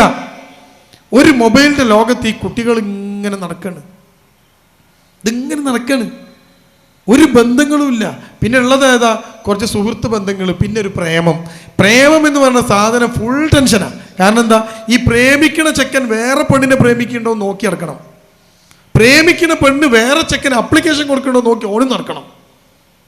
എല്ലാം കൂടി ചേർന്നിട്ട് പുതിയ തലമുറ വല്ലാത്തൊരു ടെൻഷൻ അനുഭവിക്കുകയാണ്. ഈ ടെൻഷനിൽ നിന്ന് രക്ഷപ്പെടാനുള്ള മാർഗമായി മയക്കുമരുന്നുകളിലേക്ക് മക്കൾ മാറ്റപ്പെടുന്നു. നോക്കൂ, അപ്പോൾ ഇതിൻ്റെ പരിഹാരം എന്താ? നമ്മൾ എന്താ വേണ്ടത്? ഞാൻ പറഞ്ഞല്ലോ, എനിക്ക് കുറേ നേരം പറയാൻ സമയമില്ല. എന്താ നമ്മൾ വേണ്ടത്? എന്താ അതിൻ്റെ പരിഹാരം? എൻ്റെ പ്രിയപ്പെട്ടവരെ, പരിഹാരം എളുപ്പമാണ്. പരിഹാരം നമ്മുടെ അടുത്ത് തന്നെ ഉണ്ട്. എന്താ? ഇതിനൊക്കെ ഇങ്ങനെ ഒന്നുമല്ല ജീവിതം എന്ന് കുട്ടിക്ക് പറഞ്ഞു കൊടുക്കുക. ഞാൻ അവസാനം പറഞ്ഞ് നിർത്തിയത് മുതൽ തുടങ്ങാം. ബന്ധങ്ങൾ ഊഷ്മളമാക്കുക, മക്കളെ ചേർത്ത് പിടിക്കുക. ഇതിനപ്പുറത്തേക്ക് യാതൊരു വഴിയുമില്ല. കുട്ടികളാണെങ്കിൽ നമ്മളിൽ നിന്ന് അകലാനുള്ള ടെൻഡൻസി കാണിച്ചു കൊണ്ടിരിക്കുന്നു. ഈ കുട്ടിയെ ചേർത്ത് പിടിക്കുക. എങ്ങനെയാ ചേർത്ത് പിടിക്കാൻ പറ്റുക? നോക്കൂ, ഞാൻ ചെറിയൊരു ഉദാഹരണം പറഞ്ഞുതരാം. ഒരു സ്കൂളിൽ നിന്ന് 15 ദിവസം സസ്പെൻഡ് ചെയ്യപ്പെട്ടു ഒരു കുട്ടിയെ. ആ സ്കൂളിൽ നിന്ന് 6 പേരെ സസ്പെൻഡ് ചെയ്തു. എന്തിനാണെന്നറിയോ? ഈ 6 പേര് സിഗരറ്റ് വലിച്ചു. അപ്പോൾ വേറൊരു മാഷ് ഇൻ്റർവെല്ലിൻ്റെ സമയത്ത് ഈ കുട്ടികൾ ഒരു ഒഴിഞ്ഞ വീട്ടിൻ്റെ പരിസരത്ത് നിൽക്കുന്നത് കണ്ട് ആ മാഷ് ഒളിഞ്ഞു നോക്കിയപ്പോൾ 6 പേരും കൂടി സിഗരറ്റ് വലിക്കുകയാണ്. ഈ മാഷ് തൻ്റെ മൊബൈൽ ഫോൺ ഇങ്ങനെ വെച്ചിട്ട് അതൊക്കെ ക്യാമറയിലെടുത്തു. എന്നിട്ട് തിരിച്ചു വന്ന് ഹെഡ്മാഷെ കൊണ്ട് കൊടുത്തിട്ട് പറഞ്ഞു, ഈ 6 പേര് സിഗരറ്റ് വലിക്കുന്നുണ്ട്. ഹെഡ്മാഷ് 6 പേരെയും വിളിച്ചു. നിങ്ങൾ സിഗരറ്റ് വലിക്കുന്നുണ്ടോ എന്ന് ചോദിച്ചപ്പോൾ 6 പേരുടെ വായിലും ബബിൾഗ തിന്നുക, ഈ മണമില്ലാതിരിക്കാൻ ബബിൾഗം തിന്നുകയാണ്. പിന്നെ ഇവരെ വല്ലാതെ സ്പ്രേ മണക്കുന്നു. ഓവറായിട്ട് സ്പ്രേ അടിക്കുന്ന കുട്ടികളെ ശ്രദ്ധിക്കണം, ഭയങ്കര സ്പ്രേ നടക്കുന്ന കുട്ടികളെ ശ്രദ്ധിക്കണം. വേറെ മണം കിട്ടാക്കാൻ വേണ്ടിയിട്ടാണ് ഇത് ചെയ്യുക. കണ്ടോ, കള്ളന്മാരങ്ങനെയുള്ളൂ. കള്ളൻ മോഷ്ടിച്ച് കഴിഞ്ഞാൽ മുളക് പൊടി വിതറും. ഈ പോലീസ് നായ മണക്കുമ്പോൾ പോലീസ് നായൻ്റെ മൂക്ക് കയറാനാണ്, മണം ഒഴിവാക്കാൻ വേണ്ടിയിട്ടാണ്. കള്ളന്മാരെ പരിപാടിയാണ്. അപ്പോൾ ഈ കുട്ടികൾ സ്പ്രേ ഒക്കെ അടിച്ച് മാഷ റൂമിൽ കയറിയപ്പോൾ തന്നെ മാഷ റൂമിൽ സുഗന്ധം, ബബിൾഗം. മാഷ് ചോദിച്ചു, നിങ്ങൾ സിഗരറ്റ് വലിച്ചിട്ടുണ്ടോ? ചെക്കന്മാർ പറഞ്ഞു ഇല്ല. വീഡിയോ കാണിച്ചു കൊടുത്തു. ഇതാ. ഇനി എന്താ പറയുക? 6 പേരെയും 14 ദിവസത്തേക്ക് സ്കൂളിൽ നിന്ന് സസ്പെൻഡ് ചെയ്തു. 15ാമത്തെ ദിവസം സ്കൂളിൽ വന്നാൽ മതി. പക്ഷെ വരുമ്പോൾ 6 പേരും കൗൺസിലിംഗ് ചെയ്ത് ഒരു സർട്ടിഫിക്കറ്റ് ഹാജരാക്കണം. കൗൺസിലർ ഒരു സർട്ടിഫിക്കറ്റ് തരണം. ഈ കുട്ടിയെ പരിശോധിച്ചിട്ടുണ്ടെന്നും ഈ കുട്ടിയുടെ പ്രശ്നങ്ങളെ തീർത്തിട്ടുണ്ടെന്നും ഈ കുട്ടി ഇനി ശരിയാകുമെന്നും ഒരു കൗൺസിലർ സർട്ടിഫൈ ചെയ്താൽ നിങ്ങൾക്ക് 15ാമത്തെ ദിവസം സ്കൂളിൽ ഇരിക്കാം, അല്ലെങ്കിൽ ഔട്ട്. 6 പേരിൽ ഒരു ചെക്കനെ എൻ്റെ അടുത്ത് കൊണ്ടുവരിക. അവൻ +1 പഠിക്കുകയാണ്, +2 എത്തുന്നേ ഉള്ളൂ. എൻ്റെ അടുത്ത് വരിക. ആ ചെക്കന് 18 വയസ്സ് പ്രായം തികയാനിരിക്കുന്നേ ഉള്ളൂ, ആയിട്ടില്ല. ആ ചെറുക്കൻ എൻ്റെ മുമ്പിൽ ഇരുന്നപ്പോൾ ഞാൻ അവനോട് ചോദിച്ചു, മോനെ നീ എപ്പോഴാണ് ഈ സിഗരറ്റ് തുടങ്ങിയത്? ഈ ചെക്കൻ പറഞ്ഞു, സാറേ ഞാൻ 9ാം ക്ലാസ് പഠിക്കുമ്പോഴാണ് തുടങ്ങിയത്. അപ്പോൾ എത്ര കൊല്ലമായി? 9, 10, 11. 4ാമത്തെ വർഷത്തിലേക്ക് വിജയകരമായി പോയിക്കൊണ്ടിരിക്കുകയാണ് അവൻ. 3 കൊല്ലമായിട്ട് അവൻ സിഗരറ്റ് വലിക്കുന്നു. എൻ്റെ ശബ്ദം കേൾക്കുന്ന ഞാൻ ഇതിൻ്റെ പരിഹാര പറയണേ. 3 വർഷമായിട്ട് ഈ മകൻ സിഗരറ്റ് വലിക്കുന്നു. ഈ സിഗരറ്റ് വലിക്കുന്നു എന്ന് മനസ്സിലാക്കാൻ ഈ മാഷ് കാണേണ്ടി വന്നു. എന്തൊരു ഗതികേട് ആലോചിച്ചു. 3 കൊല്ലമായിട്ട് അവൻ സിഗരറ്റ് വലിക്കുന്നു. ഞാൻ ചോദിച്ചു, എന്നിട്ട് മോനെ, അവനോട് ചോദിച്ച ചോദ്യമാണ്, മോനെ നീ 3 കൊല്ലം സിഗരറ്റ് വലിച്ചിട്ട് നിന്റെ ഉമ്മാക്ക് മണത്തില്ലേ? ബാപ്പ അറിഞ്ഞില്ലേ? സ്വാഭാവികമായ ചോദ്യമാണല്ലോ അല്ലേ? സാധാരണ ഈ ആണുങ്ങളൊക്കെ ഹോട്ടലിൽ ഭക്ഷണം കഴിക്കാൻ കയറും. അപ്പോൾ ഈ പൊരിച്ച കോഴി, ഈ ബ്രോസ്റ്റ് പൊരിച്ച കോഴിയൊക്കെ തരുമ്പോൾ ഹോട്ടലുകാർ ഉള്ളി കൊണ്ടേക്കും. നിങ്ങൾ കണ്ടിട്ടുണ്ടാവില്ല, വട്ടത്തിൽ സവാള ഉള്ളി മുറിച്ച് കൊണ്ടേക്കും അല്ലേ? ഇവിടെ തലശ്ശേരി ഇല്ലേ അത്? നമ്മൾ ഈ ചിക്കനൊക്കെ തിന്നുമ്പം ചിലപ്പോൾ ഒരു കഷ്ണം ഉള്ളിയൊക്കെ എടുത്ത് വായിലിടും. പല്ല് തേച്ച് വൃത്തിയായി മേല് കഴുകി ഭാര്യൻ്റെ കൂടെ കിടന്നാൽ നമ്മുടെ വായ മണക്കുമ്പോൾ ഭാര്യ ചോദിക്കും, നിങ്ങൾ ഉള്ളി തിന്നണല്ലേ? ചോദിക്കല്ലേ അല്ലേ? അപ്പോൾ നമ്മൾ പറയും, അല്ലോ ഞാനത് മഗ്‌രിബിൻ്റെ മുമ്പ് തിന്നതാ. ആ തിന്നില്ലേ? തിന്ന്. തൻ്റെ വായിൽ നിന്ന് ഉള്ളിയുടെ മണം ഭാര്യയ്ക്ക് എങ്ങനെ കിട്ടിയത്? നിങ്ങളും നിങ്ങളെ ഭാര്യയും തമ്മിലൊരു അടുപ്പുള്ളത് കൊണ്ടാണ് അല്ലേ? നിങ്ങൾ വേറെ സ്ഥലത്തും ഭാര്യ വേറെ സ്ഥലത്തുമാണ് കിടക്കണമെങ്കിലോ, നിങ്ങൾ അങ്ങോട്ട് തിരിഞ്ഞും ഭാര്യ ഇങ്ങോട്ട് തിരിഞ്ഞോ കിടക്കണമെങ്കിലോ എന്ത് മണം കിട്ടാനാ? അടുപ്പമുണ്ടാകുമ്പോൾ നിങ്ങളെ വായിലെ മണം കിട്ടും അല്ലേ? കിട്ടും. ഇനി നിങ്ങൾ ചിന്തിച്ച് നോക്ക്, ഈ കുട്ടി 9 മുതൽ +2 +1 വരെ സിഗരറ്റ് വലിച്ചത് ഉമ്മ അറിഞ്ഞില്ല. എന്താ കാരണം? ഈ കുട്ടിയുടെ വായിൽ നിന്ന് വരുന്ന മണത്ത് മനസ്സിലാക്കാനുള്ള അടുപ്പം ഈ കുട്ടിക്കില്ലാതെ പോയി, ഈ ഉമ്മക്കില്ലാതെ പോയി. നോക്കൂ നിങ്ങൾ, ഉമ്മക്ക് ഈ അടുപ്പല്ല. നേരെ മറിച്ചിട്ട് മകൻ കയറി വരുമ്പം തൊട്ടടുത്ത് നിന്നിട്ട് എന്തൊക്കെയാ മോനെ വർത്താനം എന്ന് ചോദിക്കുന്ന ഒരു ഉമ്മ, ആ ഉമ്മയുണ്ടെങ്കിൽ ഈ കുട്ടി, എൻ്റെ പ്രിയപ്പെട്ടവരെ, ഈ സിഗരറ്റ് വലിക്കോ? അവൻ്റെ ചുണ്ടിലേക്ക് സിഗരറ്റ് വെച്ച് കൊടുക്കുമ്പോൾ ആ കുട്ടി പറയും വേണ്ട, ഉമ്മക്ക് മണക്കും, ഉമ്മൻ്റെ അടുത്ത് നിൽക്കും, ബാപ്പാൻ്റെ അടുത്ത് നിൽക്കും അല്ലേ? അതിന് ആദ്യം വാപ്പാൻ്റെ വായിൽ നിന്ന് സിഗരറ്റ് മണക്കരുത് കേട്ടോ. അപ്പോൾ കുട്ടികളുടെ അടുത്തേക്ക് പോകാൻ പറ്റൂല. നിങ്ങൾ ആദ്യം സിഗരറ്റ് നിർത്തണം. നിങ്ങൾ ആലോചിച്ച് നോക്ക്, അടുപ്പമില്ലാത്ത രക്ഷിതാക്കളാണ് കുട്ടികളെ മയക്കുമരുന്നിനെ ലോകത്തേക്ക് കൊണ്ടുവരിക. ചില നിർദ്ദേശങ്ങൾ, പൊതുവായ നിർദ്ദേശങ്ങൾ ഞാൻ നിങ്ങളോട് പറയാം, എന്നിട്ട് ഞാൻ അവസാനിപ്പിക്കാം. എന്തൊക്കെയാ നിർദ്ദേശങ്ങൾ? ഒന്ന്, നിങ്ങളുടെ മക്കൾ, ആൺകുട്ടി എത്ര നല്ല കുട്ടിയാണെങ്കിലും, എത്ര അനുസരണയുള്ള കുട്ടിയാണെങ്കിലും, എത്ര സ്നേഹമുള്ള കുട്ടിയാണെങ്കിലും, പ്രിയപ്പെട്ട ഉമ്മമാരെ, അവൻ്റെ പാൻറ്റും ഷർട്ടും അലക്കാൻ എടുക്കുമ്പോൾ അവൻ്റെ പോക്കറ്റ് പുറത്തേക്ക് വലിച്ചിടണം. എന്നിട്ട് മണത്ത് നോക്കണം. സിഗരറ്റോ എന്തെങ്കിലും ലഹരി വസ്തുക്കൾ കീശയിലിട്ടണമെങ്കിൽ നിങ്ങൾക്ക് മണം കിട്ടും. എൻ്റെ മോൻ അങ്ങനെ ചെയ്യില്ല എന്ന അമിതമായ ആത്മവിശ്വാസമാണ് എല്ലാ പ്രശ്നങ്ങളിലേക്കും കുട്ടികളെ കൊണ്ടു ചെന്ന് എത്തിക്കുക എന്ന് എൻ്റെ പ്രിയമുള്ള രക്ഷിതാക്കളെ മനസ്സിലാക്കണം. ഉമ്മാർക്കാണ് പണി. ഏതായാലും തീരുമാനമെടുക്കുമല്ലോ, അപ്പോൾ ആ കീശ കണ്ട് വലിച്ച് പാൻറ്റിൻ്റെ ഒക്കെ കീശ പുറത്തേക്ക് കണ്ട് വരും. പുറത്തേക്ക് കീശ വലിച്ചിട്ട് നല്ലോണം ഒന്ന് മണത്ത് വെക്കുക. ഈ പെണ്ണുങ്ങൾക്ക് പെട്ടെന്ന് മണം കിട്ടും. കണ്ടോ? മണത്ത് നോക്കിയിട്ട് ആ എന്തെങ്കിലും ഒരു അസ്വാഭാവികമായ മണം എൻ്റെ പ്രിയപ്പെട്ട ഉമ്മമാർക്ക് കിട്ടിയാൽ കുട്ടിയെ നിങ്ങൾ നോട്ട് ചെയ്യണം, ശ്രദ്ധിക്കണം. കുട്ടി പെട്ടുപോയി അങ്ങേ തലക്കലെത്തിയിട്ട് നമ്മൾ പറഞ്ഞിട്ട് കാര്യമില്ല എന്ന് നിങ്ങൾ ഓർക്കണം. ഇതാണ് ഒരു വഴി എന്ന് നിങ്ങൾ മനസ്സിലാക്കി വെക്കണം. ഈ ഒരു വഴി പ്രധാനപ്പെട്ട വഴിയാണ്. ഇടയ്ക്കിടയ്ക്ക് കുട്ടികളുടെ ബാഗ് പരിശോധിക്കണം. അത് കുട്ടി അറിയരുത്. ഇടയ്ക്കിടയ്ക്ക് കുട്ടികളുടെ അളമാറ നന്നാക്കി വെക്കണം. എന്നിട്ട് കുട്ടികളോട് പറയണം, എന്തൊരു വൃത്തിയുടെ നിങ്ങൾ അളമാറ ഉമ്മ നന്നാക്കി വെച്ചിട്ടുണ്ടോയെന്ന്. ശരിക്കും നന്നാക്കി വെച്ചതല്ല, എല്ലാം തട്ടിക്കുടഞ്ഞ് പുറത്തേക്ക് ഇടണം. പെൺകുട്ടിൻ്റെ അളമാറയിൽ എന്തെങ്കിലും ഉണ്ടോ നോക്കണം. ഒരു കുട്ടികളെയും നിങ്ങൾ അന്ധമായി വിശ്വസിക്കരുത്. കുട്ടികൾ ഒരിക്കലും ഒരു പ്രശ്നത്തിലേക്ക് കുട്ടികൾ അങ്ങോട്ട് പോവില്ല, അകപ്പെട്ടു പോവുകയാണ് ചെയ്യുക. അപ്പം എന്തെങ്കിലും ഒരു പ്രശ്നം കുട്ടിക്കുണ്ടെങ്കിൽ ആ കുട്ടി അകപ്പെടുന്നുണ്ടെങ്കിൽ നിങ്ങൾക്കത് മനസ്സിലാക്കാൻ പറ്റും. അപ്പം എന്തൊക്കെയാണ് ചെയ്യേണ്ടതെന്ന് ഞാൻ പറഞ്ഞു തന്നല്ലോ. ഇനിയോ, ഒരു കുട്ടി ഉമ്മയോടും ഉപ്പയോടും അകൽച്ച കാണിക്കുന്നുണ്ടെങ്കിൽ ആ കുട്ടിയെ ശ്രദ്ധിക്കണം. ഉമ്മാനോടും ഉപ്പാനോടും ഒരു അകൽച്ച, ഉമ്മ ഇങ്ങനെ അടുത്തേക്ക് വരുമ്പോൾ കുട്ടി ഇങ്ങനെ വേക്കോട്ട് പോവുക, കുട്ടിയെ ശ്രദ്ധിക്കണം. ബാപ്പ അടുത്തേക്ക് വരുമ്പോൾ കുട്ടി ഇങ്ങനെ വേക്കോട്ട് പോവുക, മുഖം തരില്ല. ആൺകുട്ടിയും പെൺകുട്ടിയും നിങ്ങൾ കുട്ടിയെ ശ്രദ്ധിക്കണം. പെൺകുട്ടികൾ പോലും ഇന്ന് ലഹരി മാഫിയയുടെ പിടിയിലാണ്. ഈ പ്രദേശത്ത് നിന്ന് പോലും ലഹരി പിടിച്ചു എന്ന വീഡിയോകളും വാർത്തകളും നിങ്ങളും കേട്ടതാ. ഈ പരിപാടി നടക്കുന്നതിന് 2 ദിവസം മുമ്പ് വരെ ഇല്ലേ? ഇനിയോ, അപ്പം ഞാനും ചില മാർഗങ്ങൾ നിങ്ങളുടെ മുമ്പിൽ പറഞ്ഞു. ഇനി ഈ മക്കൾ തെറ്റിപ്പോവാതൊക്കെയുള്ള ഏറ്റവും വലിയ മാർഗം എന്താ? ഇതൊക്കെ നമുക്ക് ചെയ്യാം. ഇതിനപ്പുറത്തേക്കുള്ളൊരു മാർഗം എന്താ? ഒരൊറ്റ മാർഗ്ഗമേ ഉള്ളൂ.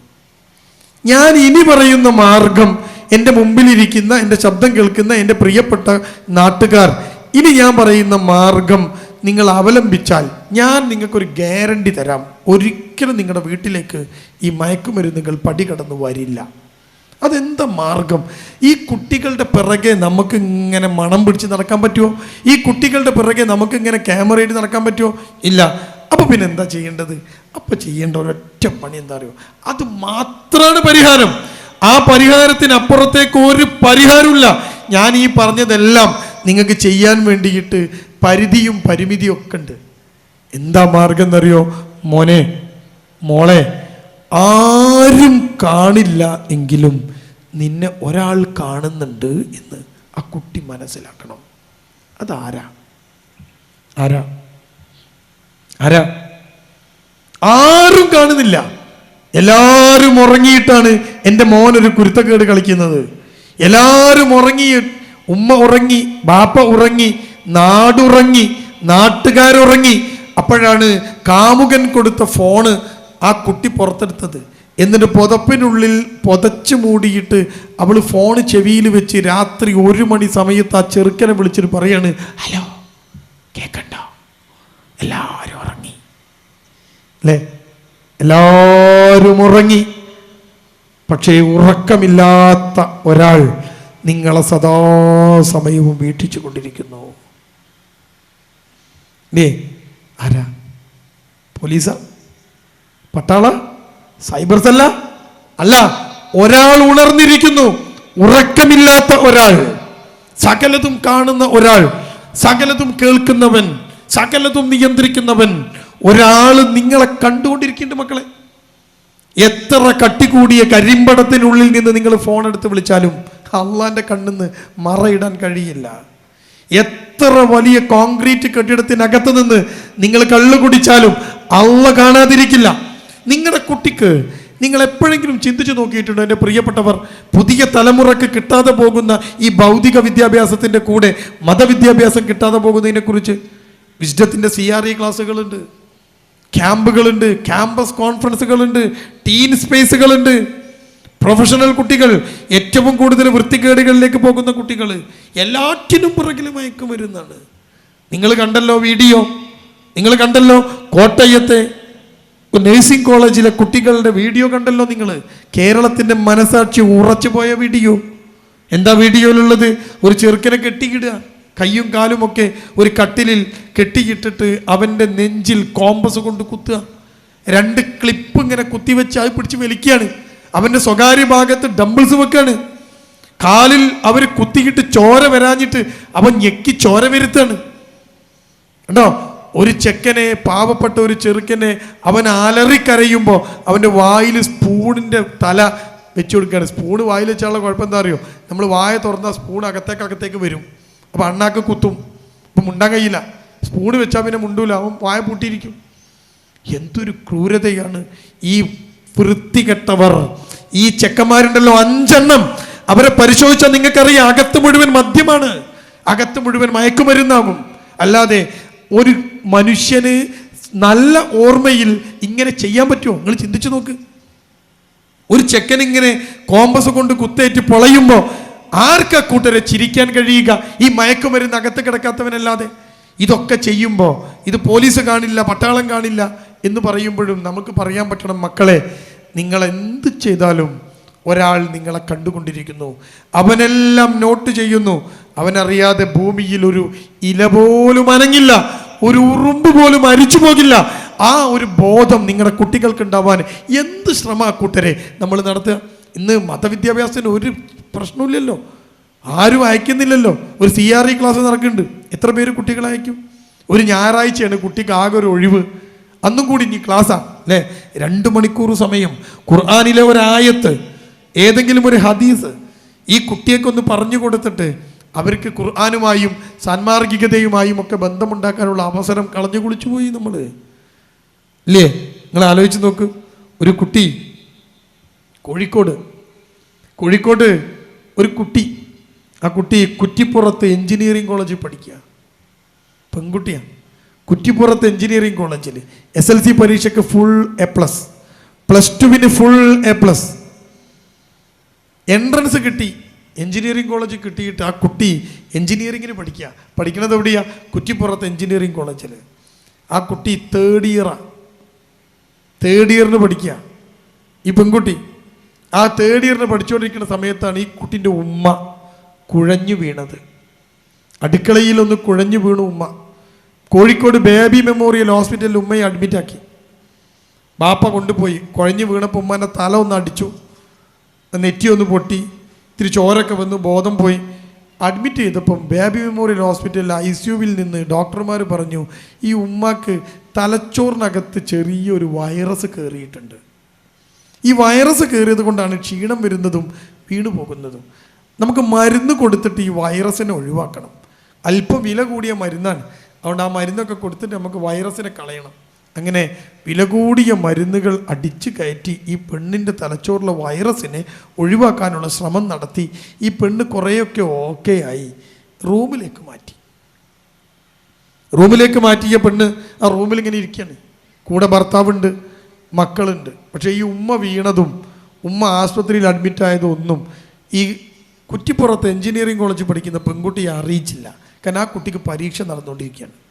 പരീക്ഷ പ്രശ്നമാക്കണ്ട, കുട്ടിക്ക് പരീക്ഷ എഴുതാൻ കഴിയാതെ ഈ കുട്ടി വീട്ടിലേക്ക് വരണ്ട എന്ന് കരുതിയിട്ട് വാപ്പ പറഞ്ഞു, ഇപ്പം ഉമ്മക്ക് ഒന്നുമില്ലല്ലോ, കുഴപ്പമൊന്നുമില്ലല്ലോ, ICUന്ന് ഉമ്മ വന്നിണല്ലോ, ഇനി ഈ കുട്ടീൻ്റെ പരീക്ഷ കഴിഞ്ഞിട്ട് നമുക്ക് കൊണ്ടുവരാം. അങ്ങനെ ഈ കുട്ടിയെ വിവരങ്ങളൊന്നും അറിയിച്ചില്ല. ഉമ്മ റൂമിലേക്ക് മാറ്റി ഉമ്മയെ. ഉമ്മ റൂമിലേക്ക് മാറ്റിക്കഴിഞ്ഞ ഉമ്മ ആ റൂമിനകത്ത് ഉമ്മ ഇങ്ങനെ ഇരിക്കുകയാണ്. ഒരു വൈകുന്നേരം സമയം കട്ടൻ ചായ കുടിക്കുകയാണ് ഉമ്മ. ബിസ്ക്കറ്റ് കട്ടൻ ചായയിൽ കുത്തിയിട്ട് ബിസ്ക്കറ്റ് തിന്നുകൊണ്ടിരിക്കുന്നുണ്ട്. ഭർത്താവ് കൂടെ ഇരിക്കുന്നുണ്ട്. ഉമ്മ കട്ടൻ ചായ പകുതിയോളം കുടിച്ചിട്ടുണ്ട്. ഒരു ബിസ്ക്കറ്റ് ഇങ്ങനെ കുത്തിയിട്ട് വായിൽ വെച്ച് ആ അലിഞ്ഞ ബിസ്ക്കറ്റ് വായിൽ നിന്ന് ഇറങ്ങിപ്പോകുന്നതിന് മുമ്പ് ആ ഉമ്മ നേരെ കട്ടിലേക്ക് ഇങ്ങനെ അങ്ങോട്ട് മറിഞ്ഞു വീണു. ഭർത്താവ് കൂടെ ഉണ്ട്. ഉടൻ എല്ലാവരും കൂടി ഒച്ചയും വിളിയായി. നഴ്സുമാർ ഓടി വന്നു. കോഴിക്കോട് ബേബി മെമ്മോറിയലിൽ ഒരു പ്രത്യേകത ഉണ്ട്, എല്ലാ കട്ടിലും ഉരുട്ടിക്കൊണ്ടുപോകാൻ പറ്റിയ കട്ടിലാണ്. നിങ്ങൾ കണ്ടിട്ടുണ്ടാവും, കട്ടിലിന് ടയറുണ്ടാവും. ഉടൻ തന്നെ അതേ കട്ടിൽ നേരെ ICUവിലേക്കാണ് ഉരുട്ടിക്കൊണ്ടുപോയി. നഴ്സുമാർ ഓടിക്കൊണ്ടു ചെന്നു ICUവിൽ അഡ്മിറ്റ് ചെയ്തു ഉമ്മയെ. വീണ്ടും ICUവിൽ. മണിക്കൂറുകൾ കഴിഞ്ഞപ്പം പുറത്തു വന്ന ഡോക്ടർ പറഞ്ഞു, നിവൃത്തിയില്ല, ഉമ്മ മരിച്ചു പോയിരിക്കുന്നു എന്ന്. ഒരു പെണ്ണ്, ആ പെണ്ണിൻ്റെ 41ാമത്തെ വയസ്സിലാണ് അവർ മരിച്ചു പോണത്. ഈ വൈറസ് മരുന്ന് കൊടുത്തിട്ടും വൈറസിൻ്റെ വ്യാപനം തടയാനായില്ല. പെട്ടെന്നത് കൂടി തലച്ചോറിനെ ബാധിച്ചു. ആ പെണ്ണ് മരിക്കുന്നു. 41 വയസ്സുള്ള പെണ്ണ്. മൂത്ത മകൾക്ക് 20 വയസ്സ് പ്രായം. ആ പെണ്ണ് മരിച്ചു പോവാണ്. മരിച്ചു കഴിഞ്ഞാൽ പിന്നെ നിവൃത്തിയില്ല, മയ്യത്തായി. ഇനിയോ പരീക്ഷ എഴുതുന്ന കുട്ടിയെ അറിയിക്കാതിരിക്കാൻ നിവൃത്തിയില്ല. ഈ മയ്യത്ത് വെച്ചിരിക്കാൻ കഴിയില്ലല്ലോ പരീക്ഷ കഴിയുന്നവരെ. ഉടൻ ഒരു കാറും എടുത്ത് കോഴിക്കോട് നിന്ന് നേരെ കുറ്റിപ്പുറത്തേക്ക് ബന്ധുക്കൾ അവർ ചെന്ന് പ്രിൻസിപ്പാളിനോടും മാഷന്മാരോടും കാര്യം പറഞ്ഞു, കുട്ടീൻ്റെ ഉമ്മ പെട്ടെന്ന് മരിച്ചിരിക്കുന്നു, അതുകൊണ്ട് നമുക്ക് കുട്ടിയെ കൊണ്ടുപോകണം. ഈ കുട്ടിയുടെ പരീക്ഷ കഴിഞ്ഞ് പരീക്ഷ ഹാളിൽ നിന്ന് കുട്ടി പുറത്തിറങ്ങിയപ്പം ബന്ധുക്കൾ കാത്തിരിക്കുന്നു. കുട്ടിയോട് കാര്യം പറഞ്ഞു, ഉമ്മ മരിച്ചിരിക്കുന്നു, പെട്ടെന്നായിരുന്നു എന്ന്. കുട്ടി ഭയങ്കര കരച്ചിൽ. അവളെ പിടിച്ച് വണ്ടിയിലിട്ട് ആ കുട്ടിയെ കോഴിക്കോട് കൊണ്ടുവന്നു. മയ്യത്ത് കുളിപ്പിച്ച് കഫൻ ചെയ്ത് വീട്ടിലിങ്ങനെ കിടത്തിയിക്കുക. ആ മയ്യത്തിൻ്റെ മുമ്പിൽ നിസ്കരിക്കണം. മയ്യത്ത് നിസ്കരിക്കണം. ആൾക്കാരിങ്ങനെ കൂടി നിൽക്കുകയാണ്. ബന്ധുക്കളൊക്കെ ഉണ്ട്, അയൽവാസികളൊക്കെ വന്നിട്ടുണ്ട്.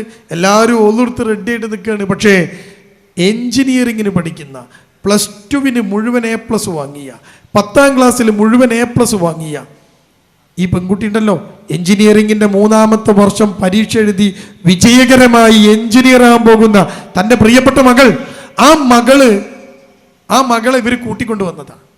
ഈ കുട്ടി ഉമ്മാൻ്റെ മയ്യത്ത് നിസ്കരിക്കാൻ വേണ്ടി എല്ലാവരും വരിയായിട്ട് നിൽക്കുമ്പോൾ ഉമ്മാൻ്റെ മയ്യത്തിൻ്റെ മുന്നിൽ നിന്നുകൊണ്ട് നിസ്കാരക്കുപ്പായം കെട്ടിപ്പിടിച്ചുകൊണ്ട് പൊട്ടിക്കരയാണ് ഈ കുട്ടി. ഭയങ്കര കരച്ചിൽ. കൂടെ നിന്ന ബന്ധുക്കൾ, കുടുംബക്കാർ, സുഹൃത്തുക്കൾ, അയൽവാസികൾ ഈ കുട്ടിയെ ചേർത്ത് പിടിച്ച് പറഞ്ഞു, മോളെ കരയല്ലേ, എത്ര നേരമായി മോള് കരയണ്, ഇനി കരയല്ലേ, ഉമ്മ മരിച്ചുപോയി, അതൊരു യാഥാർത്ഥ്യമാണ്, ഇനി നമുക്ക് ഉമ്മാക്ക് വേണ്ടി ചെയ്യാനുള്ളത് ചെയ്യാം, അത്രയേ ഉള്ളൂ. ഈ കുട്ടി ആളുകൾ കേൾക്കെ ഉറക്കെ പറഞ്ഞു, ഉമ്മ മരിച്ചു പോയതിനല്ല ഞാൻ കരയണത്, ഉമ്മ മരിച്ചു പോയതിനല്ല. ആൾക്കാർ വെച്ചു, പിന്നെ എന്തിനാ നിങ്ങൾ കരയണത്, എന്തിനാ മോള് കരയണത്? ഈ കുട്ടി പറയാണ്, ഈ മരിച്ചു കിടക്കണ ഉമ്മ ഉണ്ടല്ലോ, ഉണ്ട്, ആ ഉമ്മാക്ക് വേണ്ടി മയ്യത്ത് നിസ്കരിക്കാൻ എനിക്ക് അറിയില്ല, എന്നെ ആരും പഠിപ്പിച്ചില്ല. ഞാൻ എങ്ങനെയാ മയ്യത്ത് നിസ്കരിക്കുക? എനിക്ക് നിസ്കാര കുപ്പായം പിടിച്ചിങ്ങനെ നിൽക്കുകയാണ്. ഇതിന് 2 റക്അത്താണോ 3 റക്അത്താണോ? സുജൂദ് പോവണോ? റുക്കൂ ഉണ്ടോ? ഇതിന് പ്രാർത്ഥന ഉണ്ടോ? കുട്ടി പറയാണ്, അറിയില്ലല്ലോ എനിക്ക്. എഞ്ചിനീയറിങ്ങിന് എൻ്റെ ഉമ്മ എന്നെ പഠിപ്പിച്ചു. +2 ഞാൻ A+ വാങ്ങി. +1 +2 മികച്ച രീതിയിൽ പഠിച്ചു. നല്ല റെക്കോർഡുള്ള കുട്ടി. പക്ഷേ മരിച്ചു കിടന്ന ഉമ്മാന്റെ മുന്നിൽ ആ ഉമ്മാനെ മയ്യത്ത് കിടത്തിയിട്ട് 2 തുള്ളി കണ്ണീരിട്ടിച്ച് റബ്ബിനോട് പ്രാർത്ഥിച്ചുകൊണ്ട് പാപമോചനം തേടി പ്രാർത്ഥിക്കാൻ പാപം ആ കുട്ടിക്ക് അറിയില്ല. ഇനി എന്താ ചെയ്യേണ്ടത്? മരിച്ചു കിടക്കുന്ന ഉമ്മാന്റെ മുന്നിൽ നിന്ന് ഈ കുട്ടീനെ മയ്യത്ത് നിസ്കാരം പഠിപ്പിക്കണോ? നിങ്ങൾ ചിന്തിക്കണം. എൻ്റെ ശബ്ദം കേൾക്കുന്ന എൻ്റെ പ്രിയപ്പെട്ട ഉമ്മമാർ ചിന്തിക്കണം. ഉമ്മാർക്കൊക്കെ ഒരു ചിന്ത ഉണ്ട്, ഞാൻ മരിക്കാനായിട്ടില്ല എന്ന്, അല്ലേ? ധൈര്യത്തിലൊക്കെയാണ്. ഉമ്മാമ മരിച്ചിട്ടേ ഉമ്മ മരിക്കുകയുള്ളൂ, ഉമ്മ മരിച്ചിട്ടേ നമ്മൾ മരിക്കുകയുള്ളൂ, അല്ലേ? അങ്ങനെയുള്ള അതിൻ്റെ കണക്ക്. ആദ്യം ഉമ്മാമ മരിക്കണ്ടേ? ആ ഉമ്മാമ ചിലപ്പോൾ ഇനിയും ഉണ്ടാവും 20 കൊല്ലം ആരോഗ്യത്തോടെ. കുഴഞ്ഞു വീണ് ആളുകൾ മരിച്ചു കൊണ്ടിരിക്കുന്ന ഒരു കാലം, ഒരു ലോകം. നിങ്ങൾ ചിന്തിച്ചു നോക്ക്. അവിടെ നാം ഉറപ്പിച്ച് പറയണം, എൻ്റെ കുട്ടി ഈ പരലോകത്തെക്കുറിച്ച് ചിന്തയുള്ള കുട്ടിയാണോ? ഈ എൻ്റെ കുട്ടി മയ്യത്ത് നിസ്കരിക്കാൻ അറിയുന്ന കുട്ടിയാണോ? നിങ്ങൾ ആരെങ്കിലും പരിശോധിച്ച് നോക്കിയിട്ടുണ്ടോ? ഇടയ്ക്കിടയ്ക്ക് കുട്ടികളെ വിളിച്ചിട്ട്, മോനെ മയ്യത്ത് നിസ്കാരത്തിൻ്റെ പ്രാർത്ഥന ഒന്നും ഉമ്മക്ക് ചൊല്ലിക്കൊണ്ട. ജീവിച്ചിരിക്കുമ്പോൾ നിങ്ങൾ ആ പ്രാർത്ഥന കുട്ടിയെ കൊണ്ട് ചൊല്ലിക്കണം. അല്ലെങ്കിൽ നാളെ നിങ്ങൾ മയ്യത്തായി കിടക്കുമ്പം ഇതുപോലെ മയ്യത്ത് നിസ്കരിക്കാൻ അറിയാതെ പൊട്ടിക്കരയുന്ന കുട്ടിയായി നിങ്ങളുടെ കുട്ടി മാറ്റപ്പെടും. എന്തിനാ നമുക്ക് മക്കൾ? എന്തിനാ മക്കൾ എന്നറിയോ?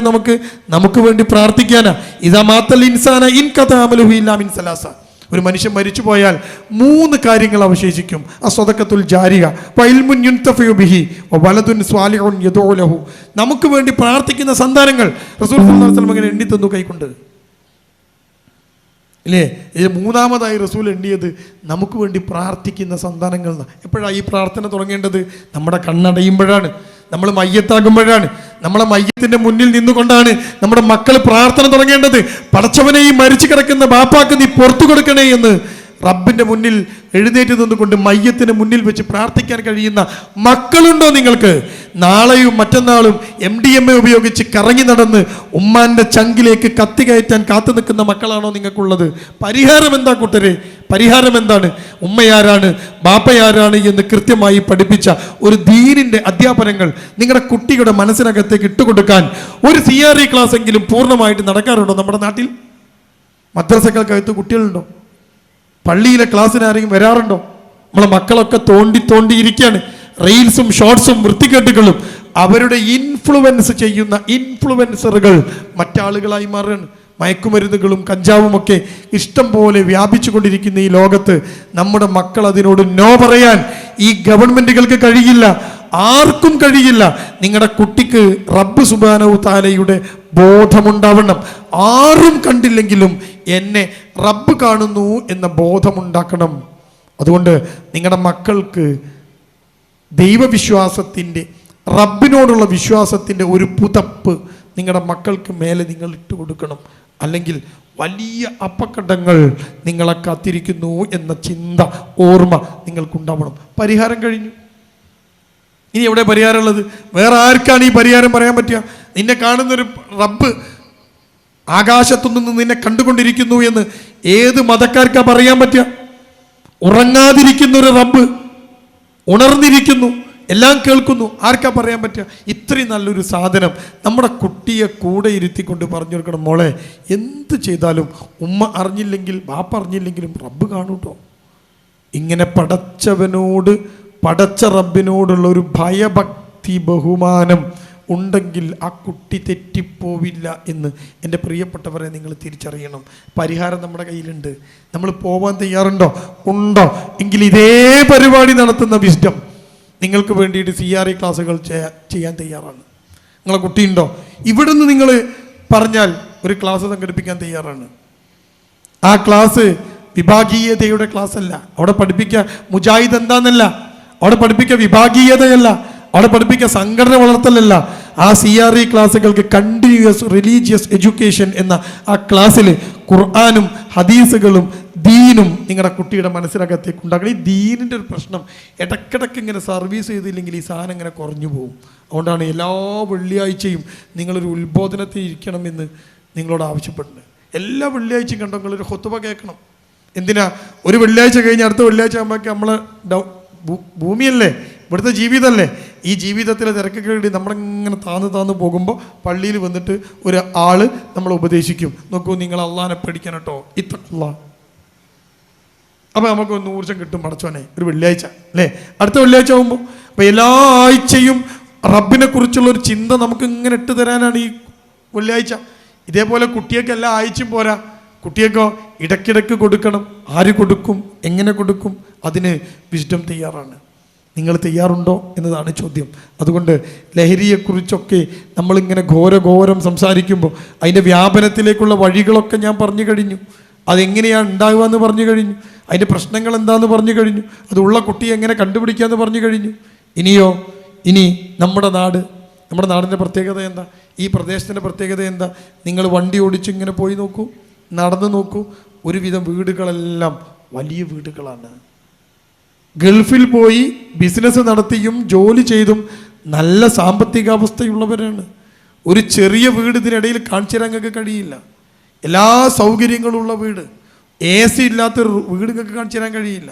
മുറ്റത്ത് കാറില്ലാത്ത വീട് കാണിച്ചു തരാൻ കഴിയില്ല.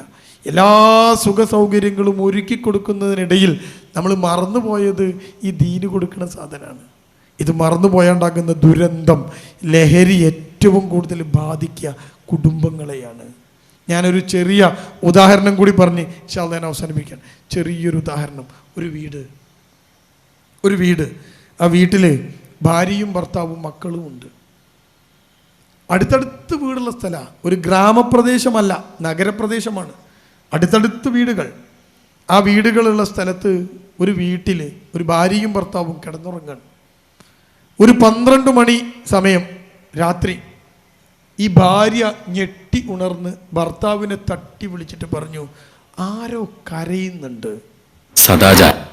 ആരോ ഒന്ന് കരയുന്നുണ്ട്. ആരാ പറഞ്ഞത്? ഭാര്യ. ഭർത്താവിനെ ഇങ്ങനെ തട്ടി വിളിച്ചിട്ട് പറയണം, ആരോ കരയുണ്ട്. ഭർത്താവ് ഉറക്കത്ത് എണീറ്റ് ചോദിച്ചു, ആര് കരയാനാണ് ഈ പാതിരാക്ക്, നീ കിടന്നുറങ്ങാൻ നോക്ക്. ഈ പെണ്ണുങ്ങൾ പെട്ടെന്ന് ഉണരും, കാര്യങ്ങൾ പെട്ടെന്ന് കേൾക്കുകയൊക്കെ ചെയ്യും. ആണുങ്ങളെക്കാളും വിജിലൻ്റ് ആയിരിക്കും. ഈ കുട്ടികളൊക്കെ ഉള്ള പെണ്ണുങ്ങൾക്ക് അറിയാലോ, കുട്ടി എണീക്കുമ്പോഴേക്കും അവരറിയും ഭർത്താവ് ചിലപ്പോൾ കിടന്നുറങ്ങുണ്ടാവും. ഈ പെണ്ണ് ഭർത്താവിനോട് പറഞ്ഞു, കരയുന്നുണ്ട്. ഭർത്താവ് പറഞ്ഞു, നീ ഉറങ്ങ്, മനുഷ്യനെ മെനക്കെടുത്തല്ലേ. ഇവർ വീണ്ടും കിടന്നു. കുറച്ച് കഴിഞ്ഞപ്പോൾ കിടന്ന ഉടൻ തന്നെ അയാൾ ഉറങ്ങിപ്പോയി.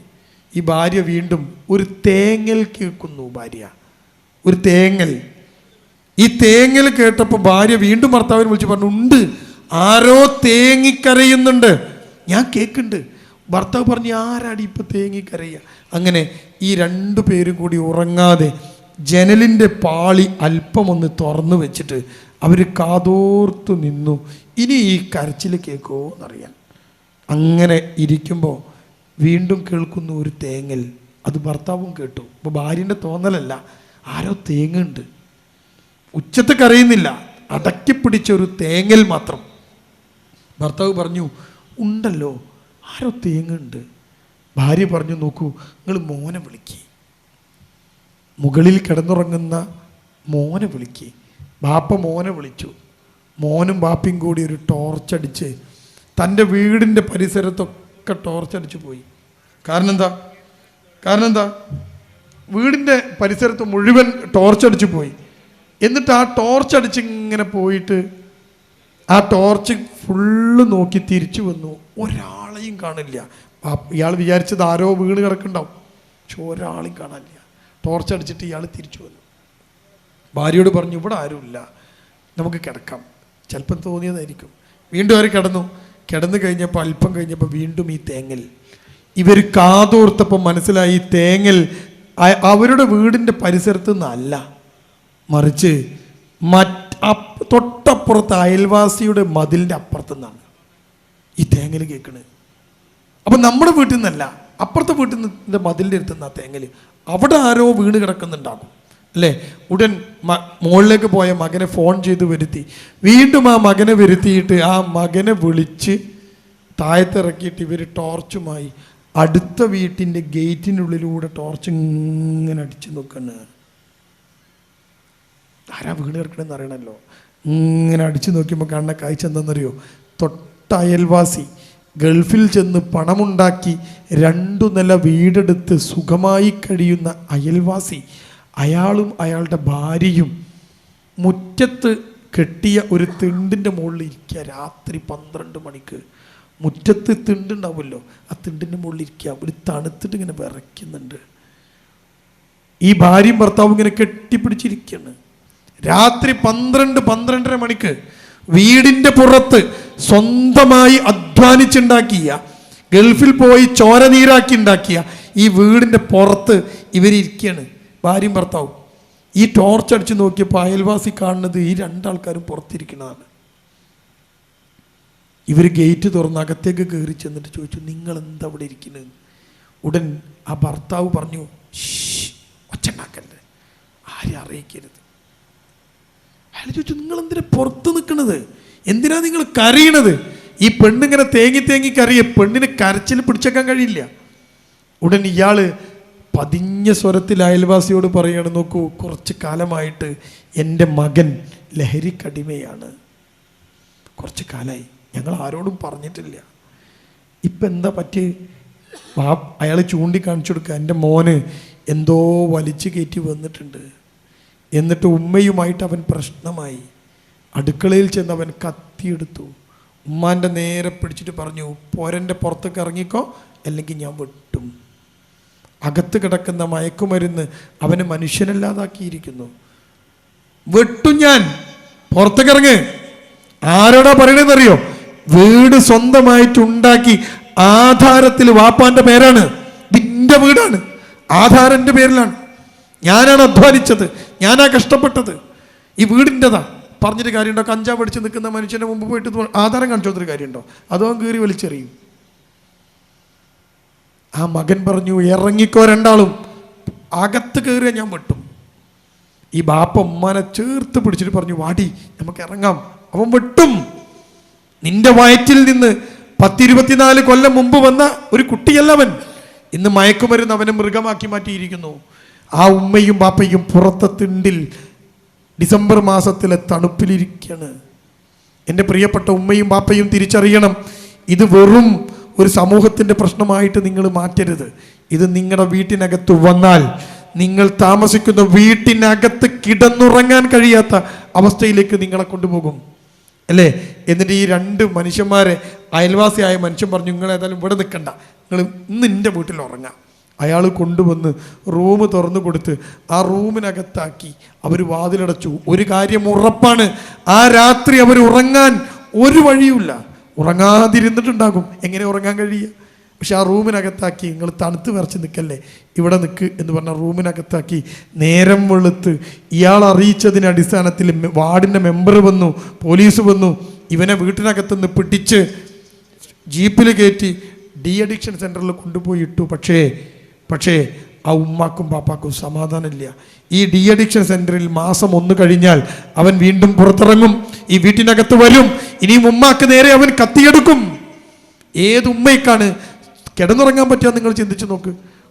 കൊണ്ടോട്ടി എന്ന് പറയുന്ന ഒരു സ്ഥലം, മലപ്പുറം ജില്ലയിലെ. ബാപ്പാനോട് മോൻ കാറ് ചോദിച്ചു, നിങ്ങളെ കാറൊന്ന് തരുമോ, എനിക്കൊന്ന് പോവാനാ. ബാപ്പ പറഞ്ഞു, ഇല്ല, മയക്കുമരുന്ന് ഉപയോഗിക്കുന്നു എന്ന് സംശയമുള്ള മകൻ, അവന് കാറ് കൊടുക്കാൻ പറ്റൂല, അതിൽ വല്ലതും കടത്തിക്കൊണ്ടുപോയാൽ വാപ്പ അറസ്റ്റിലാവും. പാപ്പ പറഞ്ഞു, കാറ് തരാൻ പറ്റൂല. മകൻ ദേഷ്യം പിടിച്ച് പുറത്തേക്ക് പോയി. കുറച്ച് നേരം കഴിഞ്ഞപ്പോൾ ബാപ്പ കാണുന്നത് കാർ പോർച്ചിൽ നിന്ന് തീ കത്തുന്നതാണ്. നിങ്ങൾക്കിത് പത്രത്തിൽ വായിച്ച വാർത്ത ഞാൻ പറയണത്. കാർ പോർച്ചിൽ തീ കത്താണ്. കൊണ്ടോട്ടിക്കടുത്തുള്ള സ്ഥലം, നീറ്റാണിമ്മൽ എന്ന് പറയുന്ന സ്ഥലം. ഈ കാറ്, ഈ ചെക്കൻ എന്താ ചെയ്തത്? വാപ്പ കാറ് കൊടുത്തില്ല, അകത്ത് ലഹരിയാണ്, നുരഞ്ഞു പൊങ്ങുന്ന ഈ ലഹരി. ആ ലഹരിയുള്ള ചെക്കൻ നേരെ പോയി ഈ നീറ്റാണിമ്മൽ എന്ന് പറയുന്ന ഒരു സ്ഥലമാണ് കൊണ്ടോട്ടിക്കടുത്ത്. ആ സ്ഥലത്തിൻ്റെ തൊട്ടപ്പുറത്ത് പെട്രോൾ പമ്പുണ്ട്. പെട്രോൾ പമ്പിൽ നിന്ന് 1 ലിറ്റർ പെട്രോൾ വാങ്ങി ഒരു കുപ്പിയിൽ. അത് കൊണ്ടുവന്ന് ബാപ്പാൻ്റെ കാറിൻ്റെ മുകളിൽ പെട്രോൾ ഒഴിച്ചിട്ട് തീയാണ്ട് കൊടുത്തു. ആ വീടിൻ്റെ ഒരു ഭാഗം ഉൾപ്പെടെ കത്തിപ്പോയി. ഷെഡിൻ്റെ അകത്തുനിന്ന് കാറ് കത്തി, അങ്ങക്ക് അറിയാലോ, വീടിൻ്റെ ജനൽവാതിൽ കത്തും, അതിനുള്ളിൽ കൂടെ തീ അകത്തേക്ക് കിടക്കും. അപ്പോഴേക്ക് ഫയർഫോഴ്സ് വന്നു, തീ അടച്ചപ്പോഴേക്ക് കാറ് കത്തി തീർന്നു. വീടിൻ്റെ ജനവാതിൽ ഉരുകി, വീടിൻ്റെ അകത്തിന് കേടുപറ്റി. ആ ബാപ്പയും ഉമ്മയും ഇങ്ങനെ അന്തം വിട്ട് നിൽക്കുകയാണ്. ഈ ചെക്കനെ പോലീസ് കൊണ്ടുപോയി. പക്ഷേ അവൻ തിരിച്ചു വരും. അവൻ ചെയ്തത് വലിയ കുറ്റമൊന്നുമല്ലല്ലോ, ഒരുപാട് കാലം ജയിലിലൊന്നും കിടക്കൂലല്ലോ. ബാപ്പാൻ്റെ കാറല്ലേ കത്തിച്ച്. മക്കള് ഇതിലേക്കൊക്കെ പോകുമുണ്ടാകുന്ന ഒരു ദുരന്തം നമ്മൾ തിരിച്ചറിയണം. പ്രിയപ്പെട്ടവരെ, പരിഹാരം ഞാൻ പറഞ്ഞു കഴിഞ്ഞു. ഒരു ദീനീ ബോധമുള്ള ഒരു കുട്ടിയായി നിങ്ങളെ മകനെ വളർത്തിയില്ല എങ്കിൽ ഈ മാഹിയുടെ പണ്ട് കാലത്തെ ലഹരി നുരഞ്ഞു പൊങ്ങുന്ന മാഹിയുടെ പരിസര പ്രദേശത്ത് കുട്ടികളായി ജീവിക്കുന്ന നിങ്ങളുടെ കുട്ടികളുടെ ഭാവി അവതാളത്തിൽ തന്നെയാണ്. നാളെ മരിച്ചു മയ്യത്തായി കിടക്കുമ്പോൾ നമ്മുടെ മുന്നിൽ വന്ന് നിന്ന് കണ്ണീരോടുകൂടി മയ്യത്ത് നിസ്കരിക്കാനുള്ള കരുത്തുള്ള മക്കൾ നിങ്ങൾക്കുണ്ടാവണം എന്ന് നിങ്ങൾ ഉറപ്പുവരുത്തണം. ലഹരിയിലേക്കും വൃത്തികേടുകളിലേക്കും പ്രേമത്തിലേക്കും അവീത ബന്ധത്തിലേക്കും ഒന്നും പോവാതെ റബ്ബ് നിങ്ങളെ കാണുന്നു എന്ന ബോധമുള്ള മക്കളായി നിങ്ങളുടെ മക്കളെ മാറ്റാനുള്ള ശ്രമമുണ്ടാകുമ്പോഴാണ് ലഹരി എന്ന വലിയ വിപത്തിൽ നിന്ന് രക്ഷപ്പെടുക എന്ന് എൻ്റെ പ്രിയപ്പെട്ടവരെ നിങ്ങൾ അറിയണം. അതുകൊണ്ട് ഈ വിപത്തിനെതിരെയുള്ള പോരാട്ടത്തിൽ നമ്മളിപ്പോൾ ലഹരിക്കെതിരെയുള്ള ഈ പോരാട്ടത്തിലാണ്. ഈ പോരാട്ടത്തിൽ നിങ്ങൾ തിരിച്ചറിയേണ്ട ഒരു കാര്യം കൂടി സൂചിപ്പിച്ച് ഞാൻ നിർത്താൻ. എന്താ? ലഹരിക്കെതിരെ 2 തരത്തിൽ നിങ്ങൾക്ക് പണിയെടുക്കാം. 1 ചെറിയ പണി, 2 വലിയ പണി. നിങ്ങൾ ഏത് പണിയെടുക്കാനാ തയ്യാറ്? ലഹരിക്കെതിരെ പോരാടാൻ വലിയ പണികളുണ്ട്, ചെറിയ പണികളുണ്ട്. നിങ്ങൾക്ക് എന്താ പറ്റുക? ചെറിയ പണികൾ ഞാൻ പറയാം, ഞാൻ എണ്ണാം. ജാഗ്രതാ സമിതികൾ ഉണ്ടാക്കൽ ചെറിയ പണിയാണ്. ഉണ്ടോ? ലഹരിക്കെതിരെ ബോധവൽക്കരണ ക്ലാസുകൾ, ഇതുപോലത്തെ ക്ലാസുകൾ ചെറിയ പണിയാണ്. ലഹരിക്കെതിരെ ബോർഡ് വെക്കൽ ചെറിയ പണിയാണ്. ഈ പരിസര പ്രദേശത്ത് കറങ്ങി നടക്കുന്ന അപരിചിതരായ ആളുകളെ നിരീക്ഷിക്കൽ ചെറിയ പണിയാണ്. ഇവിടുത്തെ കടകളിലും പ്രദേശത്തും ലഹരി വ്യാപിക്കുന്നുണ്ടോ എന്ന് നിങ്ങളിങ്ങനെ നിരീക്ഷണം നടത്തൽ ചെറിയ പണിയാണ്. ഇതെല്ലാം ചെറിയ പണികളാണ്. ഇവിടുത്തെ മുസ്ലിം ലീഗിന്, ഇവിടുത്തെ വിസ്റ്റത്തിന്, ഇവിടുത്തെ രാഷ്ട്രീയക്കാർക്ക്, ഇവിടെ എല്ലാവർക്കും ചെയ്യാൻ പറ്റിയ ചെറിയ പണിയാണ്. ഞാൻ ലഹരിക്കെതിരെയുള്ള വലിയൊരു പണി പറഞ്ഞിരട്ടെ. അതാ നിങ്ങൾ ചെയ്യേണ്ടത്. അതെന്താണെന്നറിയോ? ആ വലിയ പണി എൻ്റെ വീട്ടിൽ ജീവിക്കുന്ന എൻ്റെ മക്കൾക്ക് ഈ ലഹരി വരില്ല എന്ന് ഉറപ്പ് വരുത്തലാണ് ഏറ്റവും വലിയ പണി. ആ പണി എല്ലാവരും എടുത്താൽ പിന്നെ ഇവിടെ ലഹരി ഇല്ലല്ലോ. എൻ്റെ മക്കൾ ഈ ലഹരിയിലേക്ക് വരില്ല, ഞാൻ സമ്മതിക്കില്ല. അതിനെന്താ വേണ്ടത് ഞാൻ പറഞ്ഞു.